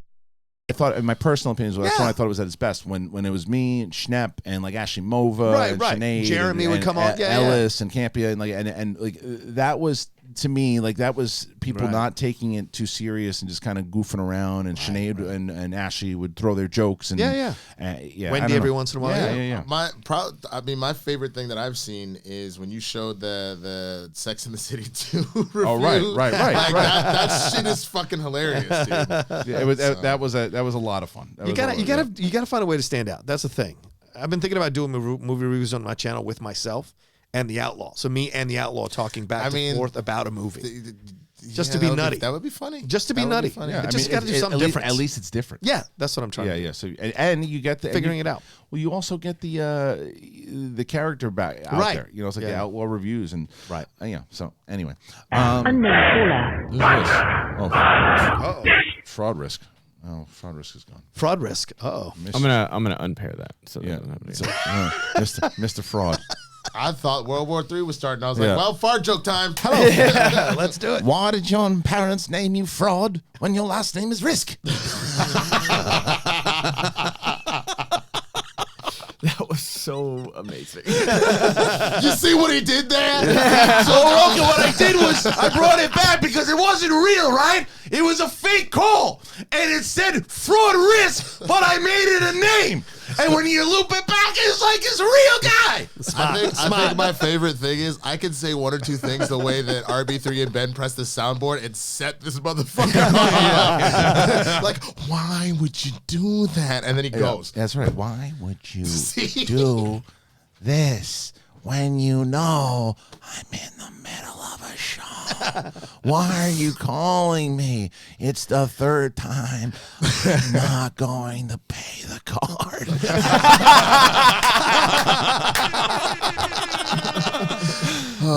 Jesus. All right. Cheese and rice. Cheese and rice. So let's move it on. Okay. Jose Andino. Hey, everyone. I asked this yesterday, but since Roka's on today, I want to know. Oh. Roka. Yeah. Do you have a top Korean movie? My top one is I Saw the Devil. Thank you very much. I Saw the Devil's fantastic. Yeah. I talked about that yesterday. It is amazing. I think Train to Busan right now is my number That's one. what he was saying. Yeah, that zombie film just put the hook in me, but good. But Old Boy, no, Old Boy's number that's one. what I took. Old Boy's number That's one. what I That's took. it's just I went unstoppable. Old Boy Just- Parasite. Oh, okay, yeah, all right, I respect that. Old Boy just not have that rewatchability just because it's so messed up. Like it's an amazing movie. I agree. But it's like I hear what he's saying. holy It's- shit. It's. I mean, it's deep. I mean, Yeah. it's like you can't. It's like, oh, let's watch Whole Boy tonight. It's Yeah, popcorn. exactly. Watch Fair it. point. You can, but not by yourself, and not with Right. someone that's seen it. If it's You someone that present hasn't it. seen it before, and you're like, you need to see this, it definitely has that. Yeah. yeah. All right. All right. So that's thank you, Roker, for answering that. Thank you. All right, moving on. Now this is Sir Lord Nattenborough again. Just curious if you all have ever done or will do a tournament of champions in the Inner Geekdom division. You could call it the Inner Geekdom Gauntlet. The current champ would face former champions until beaten. Just the thought, or would love to hear your thoughts. Well, not that particular, but here was the original idea of the Ultimate Schmoedown, and I haven't taken this idea out, by the way. The idea was when we started the tournament. What's the hell are you saying? I'm just playing that as you're talking about. Here's your Harloff, idea. I consider you the goat on YouTube. You always have a unique opinion, and I respect that. Well, thank you. Roka, I really enjoy the deep cuts on your channel. Thank Have you. a great day, guys. Yes. And somebody also asked what was this International Grease Day with your jackets? Well, that's funny. It's I was cold gonna as say, fuck here, dude. we look like we about to go fuck up some sharks. Like, you know what I'm saying? Not Like, me. Not me. I'm just promoting my brand. It's cold. So the Get some Schmoedown leather jackets. that's what I should do. No, but so the tournament, what we were gonna do. yeah. It was going to be 8 people instead of 16, and the champion was going to be in the tournament and defend the title all the way through the tournament. Wow. So like if you let's say let's say Bateman is in a tournament, and in his first match he plays against Silvestrini. Yeah. His first match, and Silvestrini wins the first match. She is the champion going into round 2. but then she could lose the title. So I whoever, love that essentially the idea. title only stays with the person who wins it all. And whoever wins whoever at the end of the tournament is the champion. Now, if it is the champion all the way through, the champion gets 3 or 4 title defenses. That's throughout pretty the awesome. whole thing too. Sorry to Yeah. interrupt. Go ahead. Does the starting champion get like a play in at the end? No, or are plays- they done? No. You're Done after it's they it. lose It's once? just it's a Okay. straight up tournament. Like Gotcha. I've thought about it. I haven't actually ever put it into play. We were going to do it in season 3.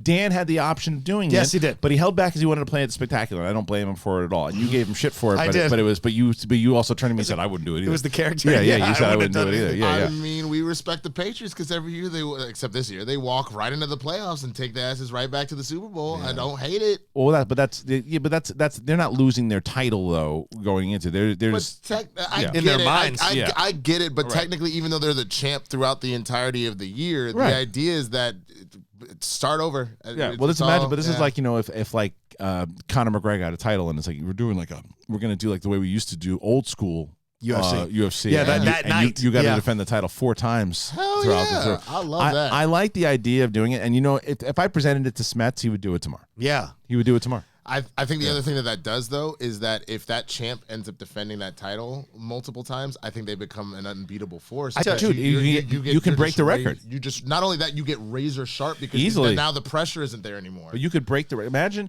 So no one has ever defended the singles title more than twice in a run. Like Dan has defended it, I think, a total of 4 times over 3 Right. runs, but there's never been more than 2 title defenses in a run. Sam only defended it twice. and Dan then did retired? it twice. So if you but if you're Don't do that. but if you're in a 16 And then retired? Oh, yeah, if you're in a 16-person tournament, Yeah. and you start as champion, you can come out of that with 4 title defenses. All right, here's the thing. If I win the title, I throw my title into that mix. If I win the singles title, You would I do would it. take that. Yeah. Because I love the challenge. And it's something new. And that'd be badass. It's just also, but the thing is, you got to remember though. It also remembers you're giving up though in the tournament to do it. Yeah. Is that because if you don't play, you're guaranteeing that you're going to defend the title at Spectacular. Sure. If you do go into this thing Right. and you don't win it, you're not going to Spectacular. Here's the deal. If I do it and I run the table, and come out the champion from this whole thing, and then beat somebody at Spectacular. Yeah, nobody can say shit about Dan Murrell being the GOAT. Like, I could legitimately have a gripe. If you get into a tournament, defend your title against all the baddest motherfucker, because the singles division now is It's the third insane. tournament. It's like you get beasts in there, so you can all the way through come out there. I mean, that's the one thing Dan hasn't done in his run, by the way. Is win a tournament. Yeah. So it's yeah. Have you won a tournament? No, you haven't won. See, it's I not easy, beat dude. Ellis. I lost to Ellis. You lost to Ellis. Yeah. It's not. You've been to the finals. Once. Yeah, the singles title. Yeah. That's why. Again, that's why I give Bateman's climbing up there. Bateman has been in the finals twice, and he's won more than that. He's won 2 tournaments. He's won the singles tournament. He's won the teams tournament. He's been in the teams with action. I mean, he is the tournament master right now for sure. He won't retire with the belt. Retire? No, he would never retire. You have to pry it off his cold dead You would hands. have to pry it. Yeah, I think him. Letting you know. Bateman's all about legacy. I think that's why Bateman's so excited about this match on February 29th. And by the way, the tickets are. There's no chance we're not going to sell out. Woo! They're flying off the shelf now. I can't wait. There's no chance. Dan Murrell versus Bateman. It is going to be an epic match. February 29th in Atlanta. Tickets are still on sale now. The Schmoedownlive.com. Yeah. So get them while they're still there. It's going to be incredible. I can't wait. So, Frank asked a good question. And Janish? Frankie Numbers. In these gauntlet matches, are they all 5 rounds with betting and speed, or are they just 3-round matches to get them through? Because that makes a big difference. No, it's a good question. Yeah. I mean, I think if you want the belt, it's 5 rounds.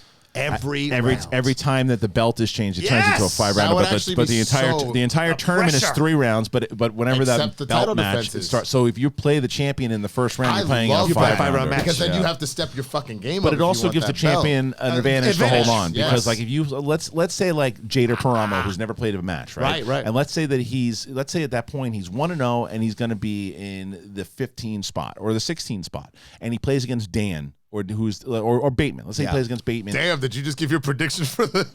No. But I'm just saying that my prediction changes every day in that fight. So yeah. So if it was, let's say it was Ben, and Ben's playing against Jader, Ben's going to have the clear advantage not only because he's the higher ranked player, but now he's played in title matches, and Jader has never done that. So it gives an advantage. But in round 2, if it winds up to be Kalinowski, who's played in 5-rounders many times. Yeah. Then it starts to get dangerous. So again, this is I love it. I'm just gonna say, excuse my French, but look, bitch, it's a new era. I love it. I know. It's like if I win that singles, I'm doing fans seem to be liking it too, and I'm sure that there's a ton of posts in the Facebook group too. There are 2 Facebook groups, by the way, 3. The SEN Facebook group that you should join, the Schmoedown group, and the Schmoedown UK group. There's already 300 in that UK group now, so that's getting closer and closer. Once we get to 1,000 in the UK group, that's when I'm going to start to take it to the peeps and say, look, we got 1,000 people here that want to come see us in the Schmoedown. Right? 300, I don't know. Maybe that could be a free-for-all like prize or MVP, like as well as getting a title shot. You get like a replay in the gauntlet or something like that. Like, you get knocked out, boom, replay. Like you go right back in. All right, let's see. Let's get to Kathleen Kennedy is in here. What Star Wars needs is a Jar Jar Binks spinoff starring Morgan Freeman to revive the franchise. I have spoken. Thank you, Kathleen. Joel Godina, do you still get paid off the shirts that you have on TeePublic? I was thinking of buying them because I know the fit on their shirts already. I have them up there still, and I mean we don't really push them as much too. We're pushing more on the if you go to the Schmoedownlive.com, you can get the SEN shirt, and then there's the tour shirt. I'm getting very, very close and putting in brand new shirts. There's going to be a Schmoedown New Era shirt that's coming out. Nice. And you'll see the logo that's behind Ken and Ellis for the match on Friday, and it's beautiful. So that shirt will be on sale, and then we're going to start doing all the logos and stuff for the. We're making jerseys for the. So Nice. It's gonna be awesome. So you get a founding thank you, father but no. By the way, thank you. Because we had to go through. You got to make sure that legally that these things. There's no as we're going through them. I'm like, there's no problem with swag. It's just abbreviation, and it's an original. Okay, there you go. Next, what's next? I wasn't just gonna say the word swag. But that would have been fine too. I signed up for your Patreon, but I had a question for the table. Has anyone here at SEN ever heard of RBE's channel First Cut? Amazing. Lucas is awesome. First of all, thank you. I do get emails whenever I get new Patreons.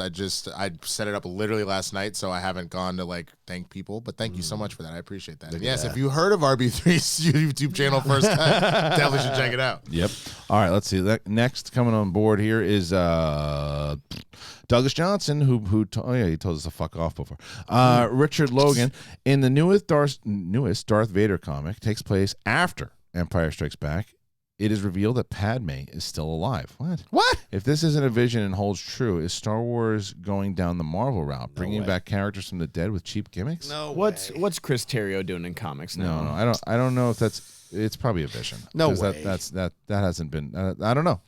Haven't read it. The internet would have blown up. Pac-Man Dwayne. Yo, to everyone out there. Question: what was the weirdest after party and coolest after party you went to since you've been in L.A.?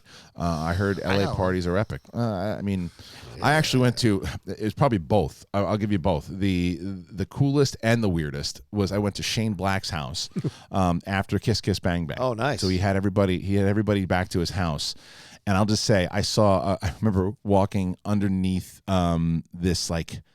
Not a roof, this is a little attic thing, and there were certain celebrities in there that you would know very well doing things that are like, oh, okay, it's this kind of party. And I went out, and then I was like grinding with Bai Ling, and then I got into a fight with the guy that she was there with. Don't forget to keep up with the Media Sweaties Network on Facebook to keep track of your favorite internet personalities. Can we get Obama, Arnold, and the Outlaw discussing if eating is cheating? Okay, I will. Hey, listen.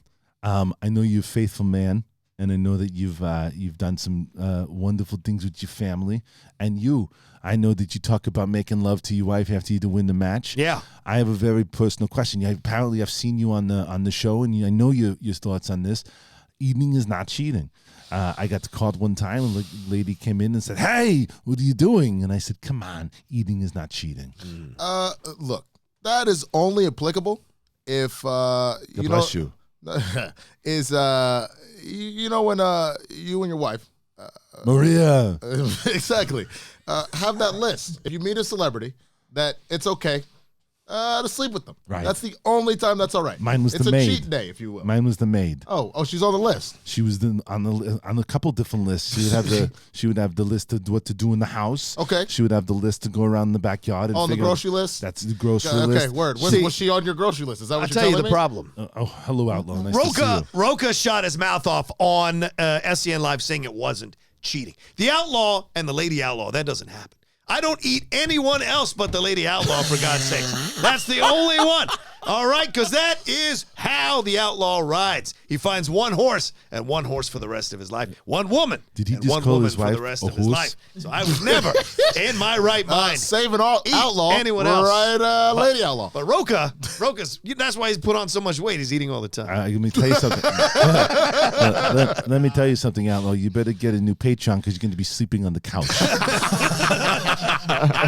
Out with the horses. Yeah. All right. Pac-Man. She runs the ranch. Yeah. I am Ninja Panda. Ever thought about bringing a live Schmoedown up to Northern California? I'd love to see an Oakland event personally. Oakland was the one we were actually looking at. But it's one of those things. I mean, it's kind Happy of a birthday to me. Have some of my B-Day money for all the entertainment you guys Thank provide. you, Grandbeer. 34. Guess it's time to start picking out that headstone. Oh, stop that. Oh, my God. Stop it. 34.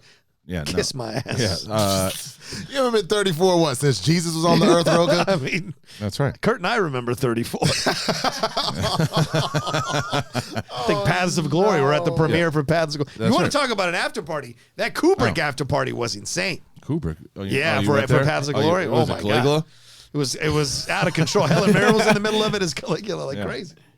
What's wrong? What happened? No, What are you doing? It fell off the tripod, fell off the table. That's all. Oh. Oh, Doesn't Winston matter wants. anymore. Is your face still? Is his face all right? No, it's fine. Did he That's really- what he's worried about. There you go. Look, Did he there shrink you a little go. bit? It looks like he Fine. shrunk a little bit. I look did fine. because it fell off the table. That's what I said. Yeah. The tripod. Because you guys keep banging on it. Well, he I said the apologize. lady outlaw is the only outlaw that gets eaten. That's But right. let me hold on a second. So as far as Oakland goes, it is something that we want to do. Make sure you go on over to the schmoedownlive.com and request your city, so that way we know. Yo, let's get hyphy though. I'm about that. That's right. Jim Mason, Hotel Nerd, all put in Schmoebot. C3P Diddy. I know it's never going to happen, but what a match if you guys could pull it off. A four-way in teams. How about the Founding Fathers versus the Shire Wolves versus the Odd Couple versus Who's the Boss? It could be 3 hours long. It makes me sad that my dreams never come true. Rocha, #1. Yeah, that would be. That's like a what if? Survivor Series. No, they want to just do a match in general, like a four. Like yeah, I would take two of those teams out. Oh, It would take Founding Fathers, Patriots, and Shire Wolves. yeah, keep them. Yeah, of course. You take out Who's the Boss? I would take out Who's the Boss. I don't think they've gotten yet. to. I don't think they've gotten to elite status yet. I would put corruption in there. I would gonna too. say, like, since the Patriots and Shirewolves are Anyone no else longer. hype that Matrix 4 It's has two heels, begun two filming? faces. No, that's cool. Roke is so old he gets texts from the Grim Reaper. No.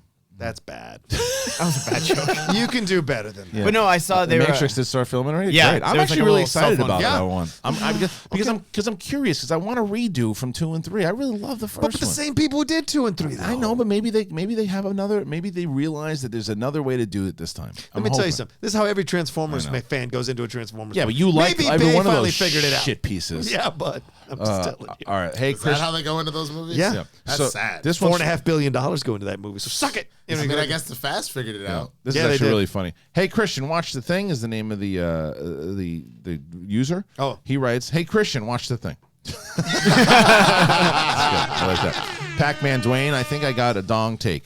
I want to see.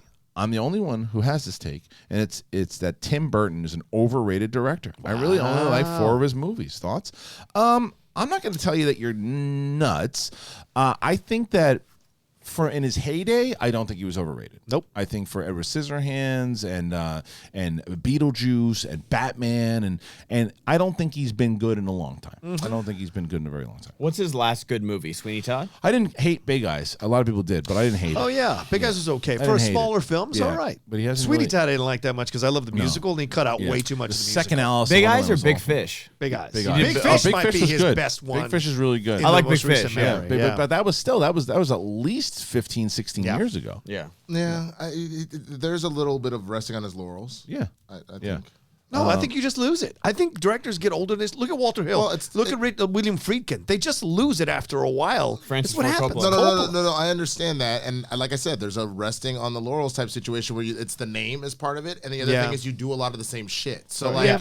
like, His last few: Dumbo, Miss Peregrine's Home for Peculiar Children, Big Eyes, Frankenweenie, Dark Shadows, Alice in Wonderland, Sweeney Todd. little now. that's why I said, God damn it! That's what you get for slamming on the table. It wasn't me. It was. You did it was too. the outlaw. See, This is the problem. 100%. Black man always blame a Latino. Black man always blame a Latino. It rolls downhill. Or how about the Latino get the black man in trouble and then my ass look little and shit? I don't know what you're Staying out of that one. All right, next. Yeah, John and Kristian like sit up real straight. I'm trying. I'm sitting. I wanna no, get, this is so John Carlo G. Jr. put in a Schmoedown, and Brandon Ali has a big donation here. He says, "This is my first time watching live and the first time donating. Wow. And I got a long one for you guys. I've battled with depression for a large part of my life and had a big setback recently, and this show has gotten me through so much. It's inspired me not to only start my own channel, but my own production company and start creating my own content and following in the footsteps that you guys have paved the way for us fans.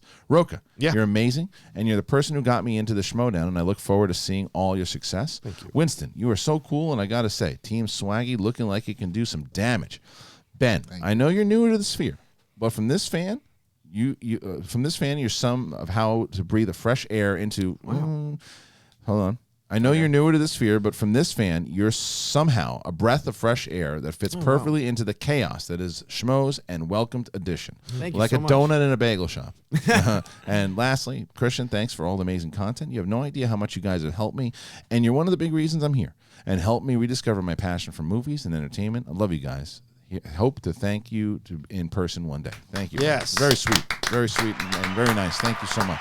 That was really nice, and I'm glad that we were able to do that. It's like Brett says. It's like every time you hear that, it just kind of it humbles you. Yeah, you know, it's like because you realize we're just out here trying to, and that's kind of goes back to our earlier point here of why I wanted to do this type of show where we're not hiding from, we're just swaying away from like serious stuff because the world is serious. The topics are serious, and if we can make you laugh and you like to laugh with us, and that's what it does, and inspires you, then that's why we're here. Yeah, So. from Kristian, me, and little Winston.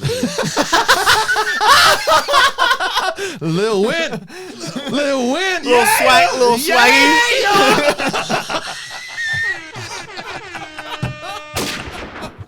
It's fine. You know what? I'll take it. Good cat. Look, I'll take it because you know what the funny thing is, no one has had shit on me the whole what has it been 18 I know. months that I've been in this year. You could have this Little one. Win, Give him that pimp cut. Yeah. Holy shit. Oh my This God, is it's my so good. favorite show. Oh, that's really good. It's really good. Disrespectful. Had to get you with one. Had to get you with one. That's good. This Okay. whole, oh my All right, God. so Douglas It's Johnson. horrible. Like, look at it. It's so What's going on there, little guy? It's really good. Lil Win. I asked you to put the goddamn tripod back on the table. Your ass just gonna laugh like a little bitch. Lil Win go, Lil fuck you up. Did you see his legs? He just cut you under the table. His legs are just swinging. Put it on you. Put it on you. Put it on you. You're gonna laugh like that. The Matrix, so the Matrix franchise holds a close part of my film-loving heart. Oh, it's good. Really good. God damn it. Good job, little guy. Yay.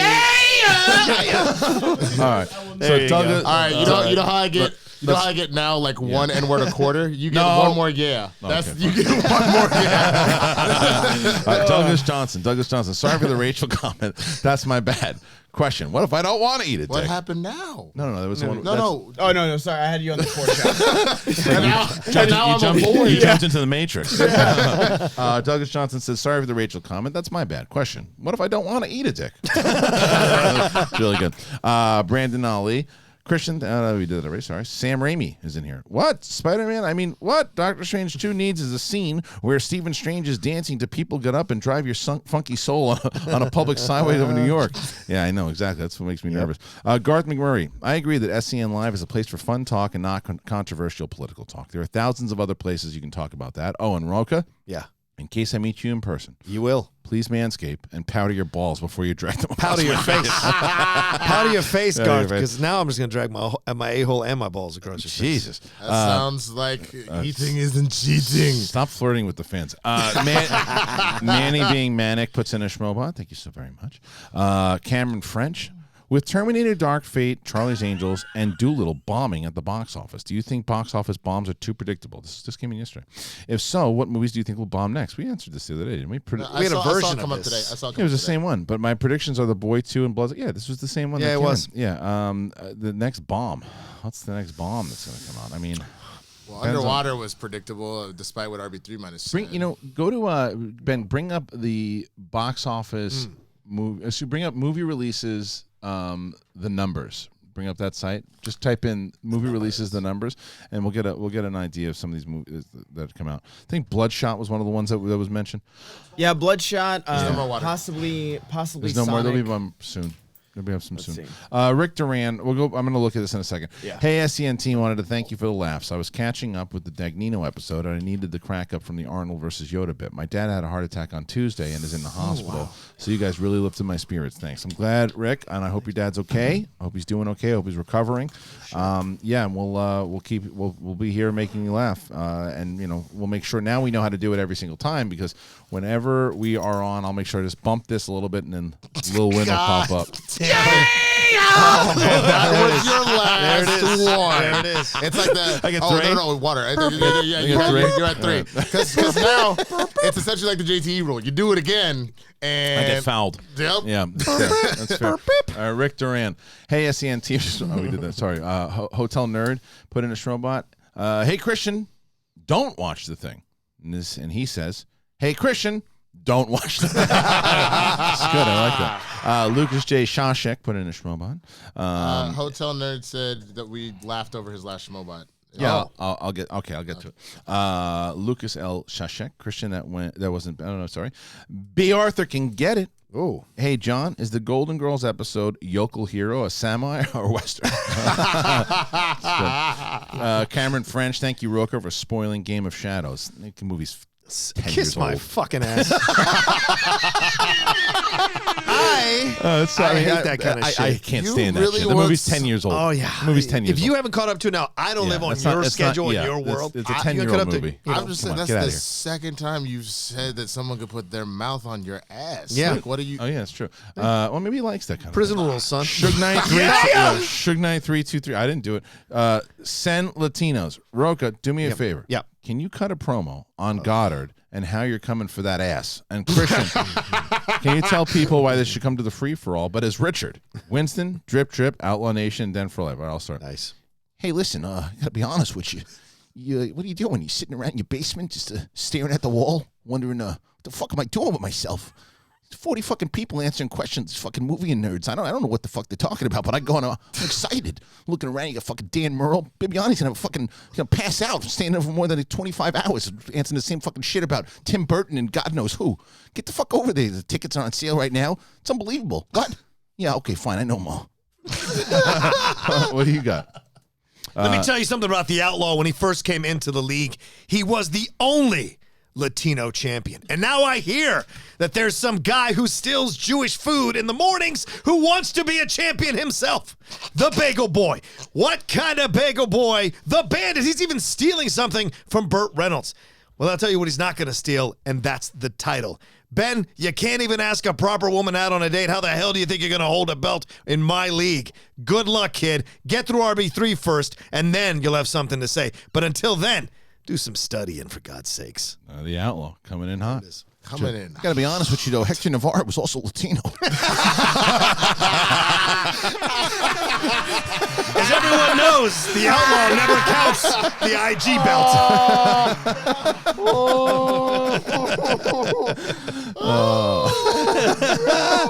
You take a shit in a helmet. There you go. All right. Cool. The Magneto helmet. Thank you, Richard. All right. Let's see. Now we're going to get back to... I was not ready for that. We did Suge Knight 323 and El Santayo. Warriors traded D'Lo and two other players to Minnesota for Andrew Wiggins. It happened? Yeah. Really? Protected 2021 and Shit. first and 2022 pick. Fuck. Thoughts? That's massive. I have found out a terrible truth. I think Rocha is a Sith Lord. Darth Outlaw, age 7,000 years old. How do I just know draining the Winston? life out of his enemies. Dragging balls across people's faces. Exactly. Shrinking Winston. Disappearing Bonnie. I think she knows. What? His name was Shrinking Little Winston. That's really all. good. God damn it. Little Winston is the best. Man, D'Lo did not last long in the Warriors, though. Nope. No. Gone. Yep. There it is. Russell to And Wolves then for Wiggins. Iguodala went to the Heat. Okay. There you go. But the Warriors picked up. You just said it. My brain's not working. Wiggins. Wiggins. Yeah. Wow. Who's been underperforming since he's been at Minnesota. So this is going to be interesting. Maybe Steve Kerr can whip that kid into Hey, shape, everyone. and it'll be great for If the I may Warriors. do a small plug once everyone watches Brooklyn Live on YouTube today, come over at 7 Central for Cinefanatics season opener reaction with the boat Brad Gilmore. It's awesome. Great that insights and Chris or chatting Adam? about his book Back from the Future. Nice. That's great. Yeah, so Brad Gilmore's going to be on with the Cinefanatics tonight. So I think it's there's- Chris because he's always so Chris Chris, always in we the have, chat. we have a Okay. full like real slate today. You got SEN Live, and 12:30 you got backstage, and then 2 o'clock's the Brooklyn event, and then you can go spend some time with the Cinefanatics. So go ahead and Do it. and check that out. All right, so we have about 20 minutes left, and I think what I'm going to try to do here, because again, the fans they get pissy when we try to go too fast on some of these questions. Okay. So might have to do a like a companion video if we don't get to everything. Okay, But okay. we'll see what we can do. All right, I did Suge Knight, El Santoyo. We did that for sure. Eric McKee. Hey everyone, I'm a huge fan of SEN and the Schmoedown. It's a goal of mine to be part of it in some way in the future. I'd love to represent both brands with my sim racing team and League on iRacing if you allow me to use one of the logos. I like the idea. Can you email me your pitch for that at schmoescontact@gmail.com? Wow. And let's talk about it. Bagel Sympathizer. I've been waiting for your shirts to be restocked. They're finally back, but the XL and XXL are already sold out. We're working on that. Was there an announcement I missed about them being back in stock? I can't miss it next time. I got to show the love. We're gonna yes, there will absolutely be an announcement, and there's going to be new designs. So and there will be, and we've made it very clear to the designers we're Hey getting guys, bigger awesome sizes. episode today. Loving you. this episode of 2.5 Men. You guys are awesome. My God, yes. Yep. See, but can I tell you though? He's going like this. He is going like this. No. I'm saying bring it. No, I know, Right. but what I'm saying you're- is yeah, you're rolling with it. You're taking Yeah. the hits. Yeah, I'm taking the punches. Yeah. Yeah. You gonna tell me I've never taken punches on this show? I'm not gonna. Yeah. Look, man, I'm just saying. So let's see. The only thing that's gonna make me yell like that is someone. You know what? says something I'm just racist. gonna Like, take nah, the nah, camera nah. off the tripod next time. So disrespectful. David Wilson. I wish I was a little bit taller. I wish I was a baller. I wish I had a girl who looked good. I would call her. I wish I had a rabbit in a hat with a bat. And 6 foot ballers. I wish I was like 6'9", because then I could talk to the owner. You know, she's really fine. That's right. God. The great Anton. Rocha mentioned he doesn't consider the free-for-all belt a real belt. Any thoughts on bringing in something closer to the Money in the Bank briefcase? Could be great to watch the winner tease the cash in. I mean, I like the belt. I think the belt is it's like a trophy. I know we just disagree on that. It's a trophy. Yeah. It is an Would accomplishment. you rather it be a trophy? If it was a belt that was there from the beginning and you brought it in, whatever, but you know. I think the free-for-all belt was created by, whatever. Okay, fine. Giancarlo Jr., could this partnership with Skybound lead to a Schmoedown being on the AMC network? I mean, I don't know about that. I don't know if it fits. Real talk here, Chairman Harlov. I'm tossing up between this year's Spectacular or next year's Free-for-All. What's your thought on which would be the best to go to for the first Schmoedown live event? I can't lie. I got to say the free-for-all. Yeah, free-for-all's the best Because the reason why, especially if you're getting into the Schmoedown, it's like the entire, 80% of the roster is there. And it really is the most fun. I mean, Spectacular is incredible. Yeah. But the free for all, it's like who's coming out, who's going to win, who's going to be the standout star. It's so mirrored off the Royal Rumble, and it delivers the same way the Royal Rumble does. And you get a taste of the game. That was always my. Sorry, I didn't mean to interrupt. No, that was always my favorite pay-per-view growing up when I watched Royal wrestling. Rumble. Was the Royal Rumble. It's the same thing. But and then the Spectacular though. Last year's Spectacular is funny because I think last year's Spectacular was the most stacked the card was in general, but it was also there was only one match that didn't end in a TKO. Yeah.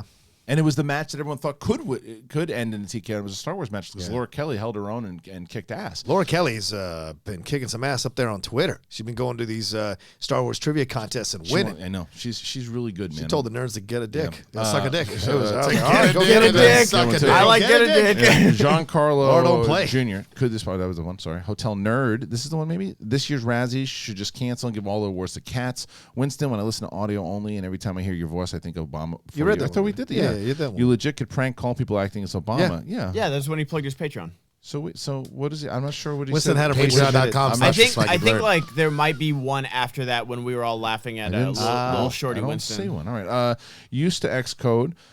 Okay, let's see. Phone records to a girl. Oh, yeah, we did that one. Right? That was a Schmoebot. Accuser of the bagels. I think my biggest achievement of the year is to hear Grandpa Fourth Round say, "Oh," when you read out my handle. My job here is done. Okay. The great Anton. Any chance that we can have managers and faction members come out behind the players during entrances? I feel Rocha and Dan always get blocked on camera by Dagnino. Just imagine Paul Heyman blocking Brock Lesnar. Every fourth round draft pick needs camera time. I got to be honest with you. You're right. You're absolutely right. It drove me it wasn't Ben's fault. It's just what's been done in the past. And we also needed to talk to, because the camera did such a great job. When Dan walked out, you would have thought it was a Bateman match. Right. Because Bateman was walking out. Like there should be, I mean, I do like when the manager goes first, to be honest, but let the manager come past the camera. How many zombies would Rob Zombie rob if Rob Zombie could rob zombies? 6. Okay. Who cares? I wouldn't watch the movie anyway. That's right. Accuser of the Bagels who did that one there. That's very true. Great Anton. Crap director. No, but I think that you just need someone to cue it. I think that's the problem is that we kind of go on our own. Just have someone cue. Cool, he's clear. Just Go. needs exactly where you need to be. It's we're learning. Or you introduce the manager separately. Right. No. Range Canth. Fuck a schlong in the hole. Okay. Love the show. I think Ben End is a perfect addition to SEN. So no shade when I ask this, but as the boss, has it ever concerned you that Ben might? I'm talking to me. Has it ever concerned you that Ben might get triggered one day and go too far? Again, there's no shade.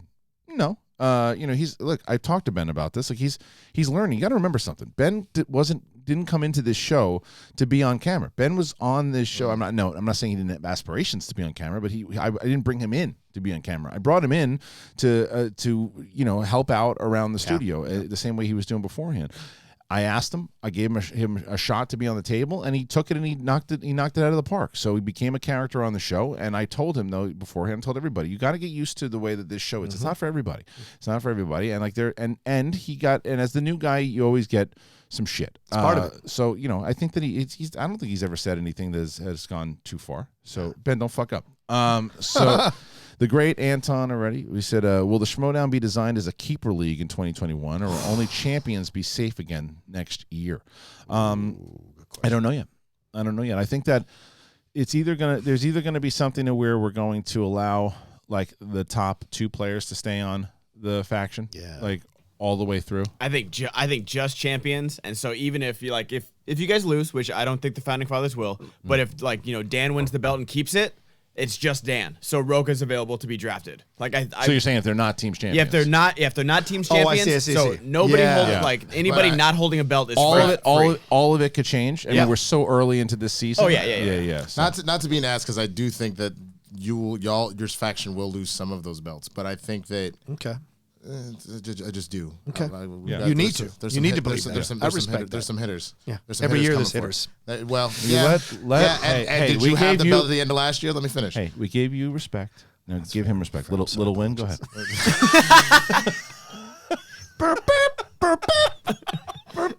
Come on, that's good.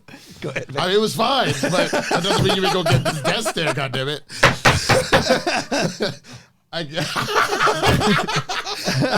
Oh no. The table. All I was gonna say is, though, real talk, I think it's one of those situations where next year, I think if, let's say, for example, you do have that it has to be more of a Finstock's got to make some choices. I don't think that it's fair to let him have all the champions there. I think he gets to choose. You can either teams, you can still do that protective thing, so he takes either Dan and Rocha or he takes Ben. I but think then if give you him have the everything. champions and they have them under your watch, then you could keep your champions. But if the So point you're telling was- me if you're telling me that if you managed Oyama and Chandru and some other people all the I way, get one. you worked all the way hard and they all won championships. You I only get get to one. keep one and that's it. If what ends up happening in that particular case, like again, if it's Oyama and have I announced my team? No, yes, no. Oyama's partner. Can I? Go ahead. Well, so Oyama and Lon are playing together. Right. I did at the draft. Nice. I did at the draft. I Okay. did. I forgot I said that at the draft. Okay. If it was a situation where Oyama won the belt and they're a team that's still enough that's protected, but maybe they're not team champions, fine, you can still do that. But I don't think, like, if that's the case, if I have Shanju and Paul and whatever, I gotta choose. All right. Well, there's a lot to be discussed. We're still in the the season hasn't even started. Well, that's true. Manny It's not like being it'll matter Manic, anyway, who put in Schmoedown, Fares Muthana. I'm with Winston. If you are giving away a free car, paying taxes does not make it free. Don't say you get a car, you get a car, and you get a car, and everyone is cheering and not telling you have to pay taxes. What the fuck? I mean, come on. I mean, what do you think it is? Perez, let me tell you something. You're an adult, and as an adult, you should understand how finances work in exactly. your world.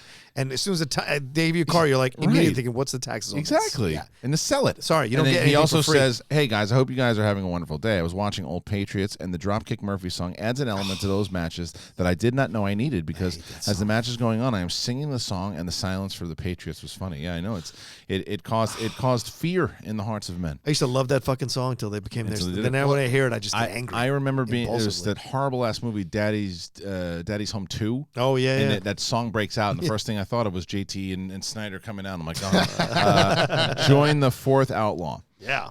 John the Fourth Outlaw, excuse me. okay. With the Birds of Prey sitting at an 87% on Rotten Tomatoes, Yep. do you think it could be WB's next $1 billion movie?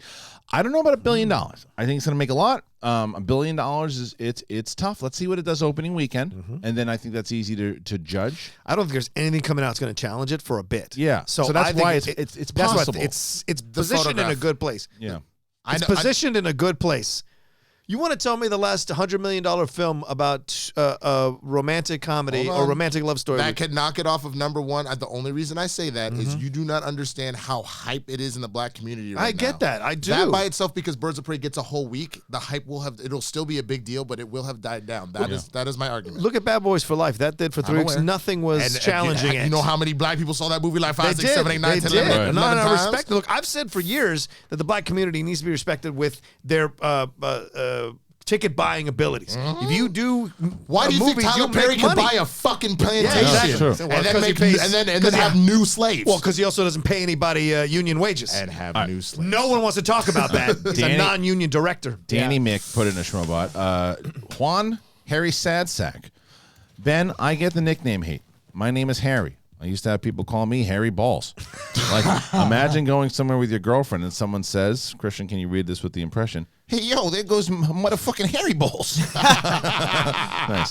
Tim Alonta in the house. Great crew today. Yo! Rocha, if you're serious about doing movie reviews with yourself as the outlaw, I would like to offer my video editing VFX services. Let's do it. All right. All right, thank you, Andrew. There you go. He's a great editor. Yeah. Don't offer shit. And then, No, he won't. right, I all right. mean, come on. This guy's like obsessed Stop with yelling at someone that just offered No, you because something. what I'm discovering is 3 or 4 is people locked in. offer, and then like Nah, but it's Tim Alonta. 2 He's on your days later, faction. they're like, you got to pay me for But he's it. in your faction. Yeah. All right. Yeah, Andrew's Arcadio. Let's do it, Andrew. Let's do it. Arcadio. Speaking of tournaments, have you ever thought about a Schmoedown tournament of champions? For instance, 9 players have held the singles belt in the past. Would you consider putting 8 of them in the tournament together? Yes. It's right now. Oh, you're excited. I mean, Yeah. eventually maybe, but again, there's too many people that need the opportunity to play.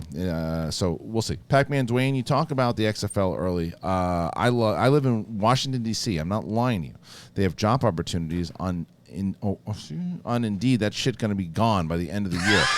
Question is, how much is it going to set WWE back in the wrestling side, right? How much money are they going to spend? It's Why? true. This is the arrogance of a billionaire. Yeah. That's what it is. Vince, Well- and nothing wrong. Look, Vince has been successful with WWE. You can't deny that. But this is a blight on his record and his resume. And if XFL twice. Yeah, and if he tries to do it again and it fails again, what is the next step? Just take the hit and move But on. I think what's going on there is, like you said, I think it's the ego from earlier Yes. in the 2000s. And if I'm not mistaken, isn't he like pretty good friends with Jerry Jones? And so I think part of that. Oh, too sure. is They're- like, way I that- think they're all what he's- friends. The way that you could have done it if you had the budget to do it, the way you would have actually, I mean, and how would have been impossible. Yeah. But it's not by getting, he hate me again. Right. It's by trying to blow people away, spend millions of dollars, and say, "Holy shit, we just got a real pro. We just got somebody, Get all those practice squad kids. But I'm talking about like a major star. Yeah. No, I understand. That's how the USFL That's how did you it. would They have got done it. Herschel Walker Yeah, out of right. college and paid him at the time $5 million a year for it was unheard of for a player. Yeah, who was the best that never was? Eric. Oh yeah. Yeah, because he was in that one that of those 30 for 30 documentary. Yeah. Lucas Shawshek. Marcus Dupree. Lucas Shawshek and Joseph Boros put in Schmoebots. Yeah. Invalid username. I worked in set construction during Ballers Season 3 when it began filming back here in California, and The Rock was slanging schlong to a bunch of different women on the regular. Whoa. During that time, he was dating his now wife, but everyone kept quiet. That's also Don't put his business out there. that's first of all, who are you? How do we know you're telling Who are the you? truth? And hey, motherfucker, don't put people's business out on the And street. first of all, and maybe you walked into him talking to somebody, kind of laughing and saying, And also, you're let's not The do Rock. that. What would you don't do? that. Also, what if The Rock had an open relationship with his girlfriend at the You time? don't know Like, shit. what? Don't Yeah. do that. Grimbear 13 put in a robot, and Hotel Nerd. Anyone else hyped that Matrix 4 has begun filming? Rocha is so old he gets text from the Grim Reaper. We read that one also. Hotel what are you doing Nerd. over there? Hotel Nerd. My uncle worked on the Animatrix. So here you go. So the Matrix franchise holds a close part of my film-loving heart. There you go. I mean, So the Animatrix I love was the incredible. Great. Yeah, it was really good, and it's the second best Matrix thing. If they I were would doing actually- number 4. Yeah. I would actually make the argument it's the first best. I go Animatrix Matrix. No. No way, you're crazy. I don't know, dude. go There's Animatrix 4 of those over stories that are Matrix? terrible. In the Yeah, I don't know about Matrix. that. I just rewatched The Matrix in theaters, and those graphics still hold. Yeah, the 4K version's insane. But again, Grim Bear, Hotel Nerd, both put it. Fair Smooth Thana, the Outlaw just went full Orlando on your ass with the sauce. And have you guys seen Arnold's Love Child? He looks like his son. He couldn't hide it. And The Matrix is filming in the Bay. But his son with the maid looks more like his son than Patrick Schwarzenegger. Patrick does. Like hands down. so true. It's I pull up Is a it pic, pull up a picture Okay, of this Is kid. it because yeah. Maria just her genes are that strong? Maria. This is the maid's kid. No, maid's I kid. know, Oh. which is why his kid with Maria doesn't look as much. No, I mean it looks his Patrick looks like him. He's a good-looking but this, dude, But that this, Patrick. I mean, look at this kid. Where is he? Yeah, look at him. I mean, Oh for my God's sake, God. That's come on. crazy. Right? I've never literally seen him looks- before. He Yeah. literally looks like a Latino version Yeah, of Arnold. yeah. But I also love that Arnold's like really involved with them. That's I think good. that's pretty good. pretty Yeah. awesome. Like, Look at go the to one first on the bike. Go to the first one, dude. Holy Go to the first one. shit. Yeah, that one. Look at that. I mean, That's nuts. Come on, you look just like me. Go. Stop it, Dad. Come on. Stop it. All right. So let's see now. It's like Ben Stiller when that. Oh, yeah, no, Meet the Parents. Fuckers. Yeah, Yeah. with a lot of Ubach. Yeah, it was yeah. great. Meet the Ryan. fuckers. Ryan says, "Will ever see Campy on SEN? I know his shows are on at the same time, but I'd love to see Kristian, Rocha, Ellis, and Campy talking movies like the good old days." Yeah, I mean it's hard because of schedule wise too, and I go now with Schmoedown and everything else too. I'm working on. I'm gone right you're after busy, this man. too. Yeah, so it's hard to do, and he's all the way in Burbank. So, Hotel Nerd who put that Schmoedown in, then follows it up about that we left over it. Pac-Man Dwayne, last one for the day. I think y'all I thank all y'all living in DC Southside. Being a black kid that loves nerdy stuff, it's cool to find a community that you can talk about stuff that I can't talk to about my friends. Keep doing what y'all are doing. Stay great. Thank you so much, Pac-Man Dwayne. I really appreciate that very much. So, you guys got an extra 10? Yeah. Everybody? Let's do it. Let's see if we can finish them all. Maybe not, because there's a lot of them. So maybe we might have to. We'll see. We'll see what happens. Joe and PA. Did anyone get a chance to see the Spiral trailer? Sam Jackson seems perfect as a role. That's the one with Chris Rock, right? Yeah, the new Saw movie. You talked about it yesterday. Yeah, okay. Yeah, I'm not really too excited about it. How does Chris Rock look in that? Because he looks good. Does he? And he's in Fargo season 4 as well. Yeah, he's like a little Chris Rock right. Here's what I'll say. He looked finally like he's a damn good actor in this movie for the first time ever. Top 5. Did you see top 5? Top 5? No, I never saw top 5. Top 5 is top awesome. Really? Yeah. Okay, I'll see that. Top 5 is an underrated comedy. He directed it too. Okay. All right, I'll take a look at it. You'd like Top it 5 too. is great. Okay. It's really good. Because I didn't like that Why Am I Married to My Wife film. I hated Oh that. my gosh. No, dude, watch Top 5. Okay. Top 5 is a right. really funny movie. Did you ever see Top 5? Yeah, I love top 5. So fun. Dude, there's a scene of Cedric the Entertainer Yes. I without know. bringing I know. it up. Yep. Oh, okay. It is so Yep. funny. Yep. All right. I wish Cedric would work more. Padawan Little Cedric. Winston put in a Schmoedown. Cinefanatics did too. Hotel Nerd. My Little Pony and Transformers just announced a crossover. What the fuck? Did you hear that? No, they I wouldn't be surprised in that there was a death battle with Starscream and the whatever the I believe it. pony Yeah. is. I Yeah. wouldn't be surprised. Ben Raynor, Anthony Nugent, and Hotel Nerd put in Schmoebots, and Henry Thompson says, "Hey guys, I've been a fan of you guys for a long time. For the first time in my life, I don't worry about nothing. I live my life a quarter mile at a time. I'm so thankful for the laughs. My wife and I crack up laughing. You guys, Rocha, review The Flash, man.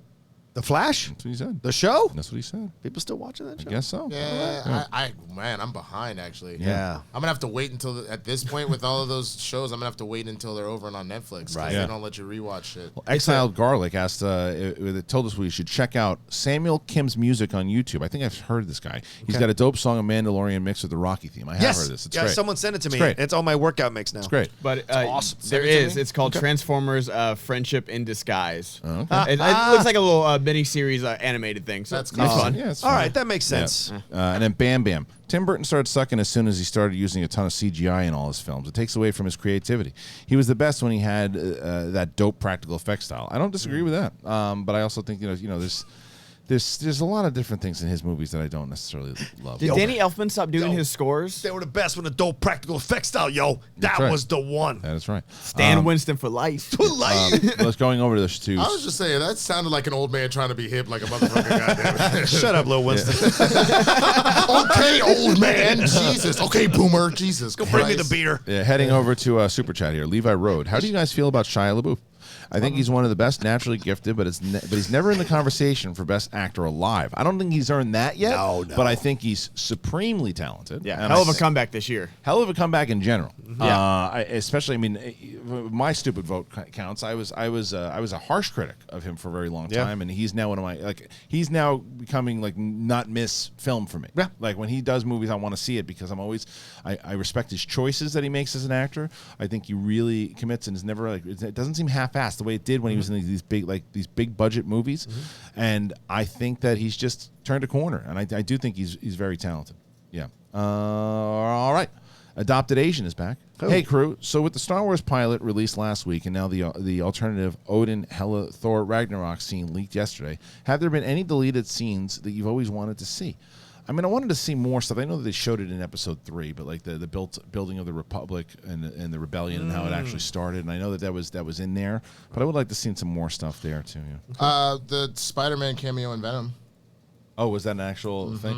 I wanted to see that. And it was. You know what's funny about that? Because Schnepp had said that he had heard that was going down, and I remember he made a big announcement. But it was like, oh, it never happened, and I guess they did. It did. They just never released it. never released it. Tom Holland was on set. Yeah. For 2 days. Oh, that's cool. Yeah. Chris Barnes, the UK Europe ST fan group is one away from 300.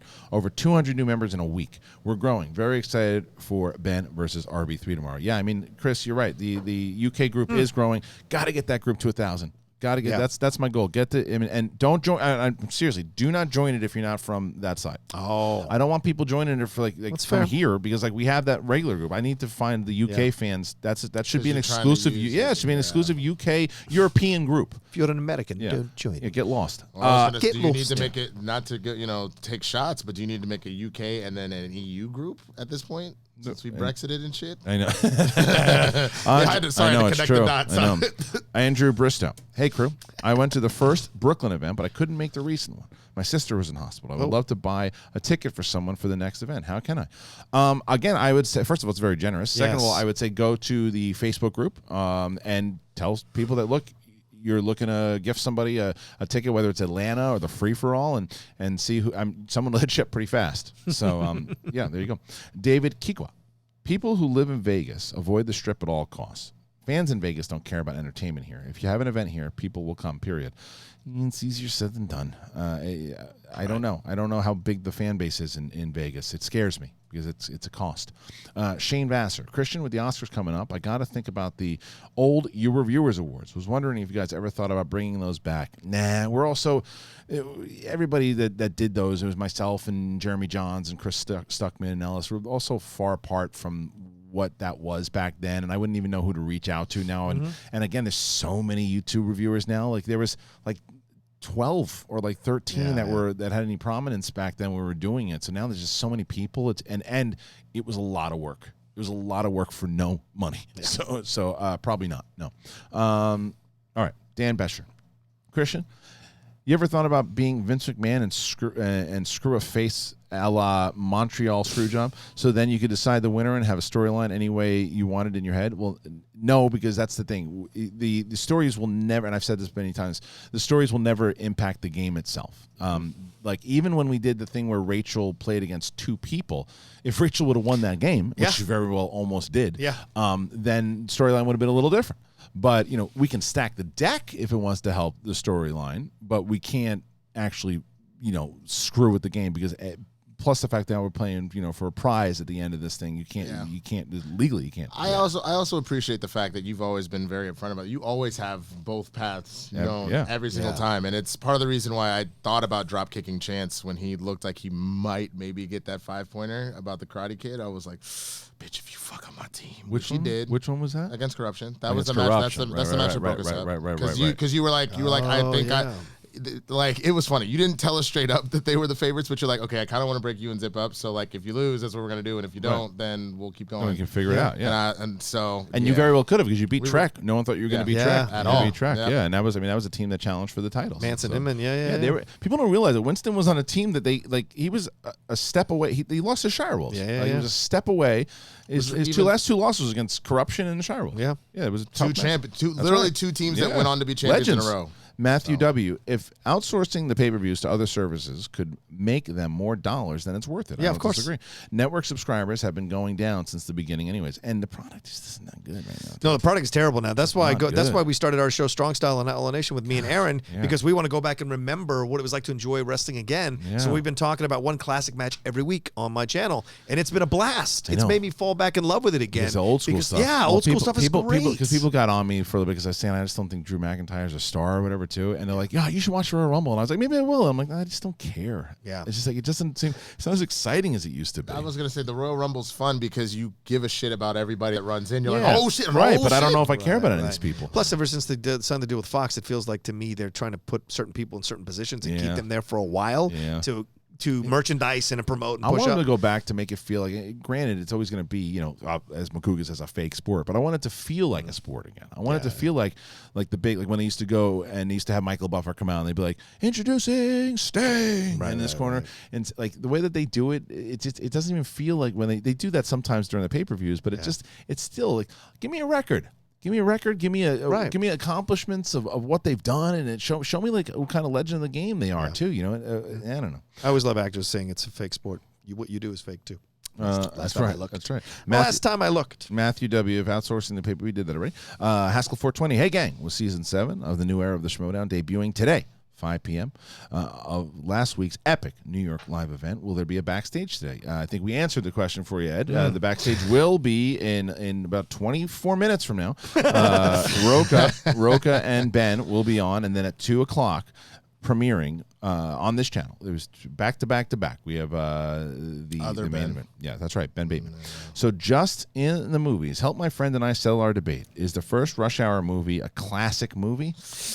Modern classic comedy, I would say. Yeah, I would say classic comedy. I would say modern classic Modern comedy. classic, I would accept. Yes, Yeah. modern classic comedy. Classic, Close. all-time classic? No. I think, and this is something that I yet. get flack for from time to time, I think you almost can't separate the first and the second. The second one came out so quickly, was such a direct follow-up because it's supposed to be like the week after they finish the case. Yeah. I feel like if you do that, sure. But the one by itself, I don't know. Yes, by the way, I've never been disappointed with the Rush Hour movie. Oh, No, it's fine. I didn't like the third one. Really? Oh, I forgot there was a third one. So do Alex S.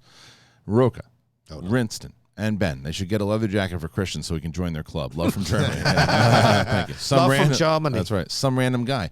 1 out of 2. Iger saying that Star Wars movies are on hold. Does that mean we won't see a movie announced for the Project Luminous, or will we get one, but not until late 2020s? I think that one, though, that Project Luminous is something completely different. Some random thank you to Jonathan Petrie, by the way, who just put in a nice donation. Nice. Some random guy. That being said, what does Iger's comments do to the 2022 movie? Do you believe we will see that movie, or do you think it gets pushed back? It gets pushed back. I think it all depends on what happens with Kathleen. It gets pushed back. Okay. That 2022 movie was Benioff and Weiss. Yeah. They're no Oh, longer fair part of point. it. Okay. They have to develop something brand new. They haven't announced what it is. They haven't announced who's on it. No, It won't be the Feige one. That'll be down the road. Okay. Jonathan Petrie. My name is Jonathan Petrie. I'm in the U.S. Army. My MOS is 11B Infantryman. 11 Bravo. My question is, what is your favorite war film? Saving Private Ryan. Also, do you like Band of Brothers? Love it. And The Pacific. I actually... There it is. Right Oh, nice. there. Look Right at there. it. So much I Unopened, love it. too. No, Perfect. This one's unopened. Yeah, look at it. I like it. Love I it. never finished love The it. Pacific. Is it good? It's good. It's good? It's not as good as Band of Brothers. Yeah, though. Band of Brothers. Band That's a high bar, though. Band of Like, Brothers is the best, not one of, the best miniseries of all time. Wow. Strong statement. It doesn't necessarily mean it's the best movie, but it's because of when I saw it in life. Glory. Where's Yeah. it going? Yeah, That's always great. Yeah, yeah, Mine's yeah. Apocalypse Now. Good one too. Well, there you go. All right, let's see. Dylan Davidson, thoughts on Halloween Kills test screening reviews. What were the reviews? I don't know. I didn't see. I'll look that up. Yeah, look that up. We'll double check. We'll close with that. I gotta get invited to these. How do you get invited to these? You know that you can't be invited to this because if the test screening, These are if things that like you fans. sign up for, like email, like because you critics waiting aren't allowed list. to do it. Yeah. So They'd B. see my Kursker. face. Most anticipated movies of the year are Corvette Summer, Jaws 2. What year is Up, this? Up in Smoke and Animal House. What year am I in? 1982. 1982. Yeah? Yeah, I believe so. Is that right? No, Corvette Summer's 81. Hey, Siri, what year did Jaws 2 come out? 1978. 78. Wow. All right, I was at 82. Corvette I Summer's did Mark say Hamill. 82. Jackson Latner. Who did you say was on backstage? Also, it's Laner. So backstage is going to be Ben Bateman and John Rocha. That's who's on. Halloween Kills, just like some bullet points. The eerie blue lighting is back. One major character returns. Michael Myers is ultra violent and brutal. Okay. The flashback scenes are incredibly well done. The movie is like Halloween on acid. It's balls to the wall crazy. Movie has some great callbacks to past Halloween films. So, but remains original. but remains original. All right, I dig it. like I it, dig it. yeah. All right, Ben. Oh! I want to thank everybody here for joining us. First of all, to John Rocha. Thank To you. Ben Goddard, to Little Winston, Marshall. Thank you guys for joining us here today. Make sure you get those tickets, man. Get those tickets for Atlanta. You're not going to want to miss this. Whether you're a fan of SEN, whether you're a fan in general, if you've never seen a Schmoedown match ever, if you can get to Atlanta, get there. The Schmoedownlive.com. This is one of the biggest fights we've ever done ever. The free-for-all, March 29th. You can get to LA, do that one. March 29th, the free-for-all, the Schmoedownlive.com. John Rocha, Ben Bateman, backstage live, 12:30 and at 2 p.m. The Brooklyn event goes up for all you guys to watch. Thank you for joining us here today. See you tomorrow.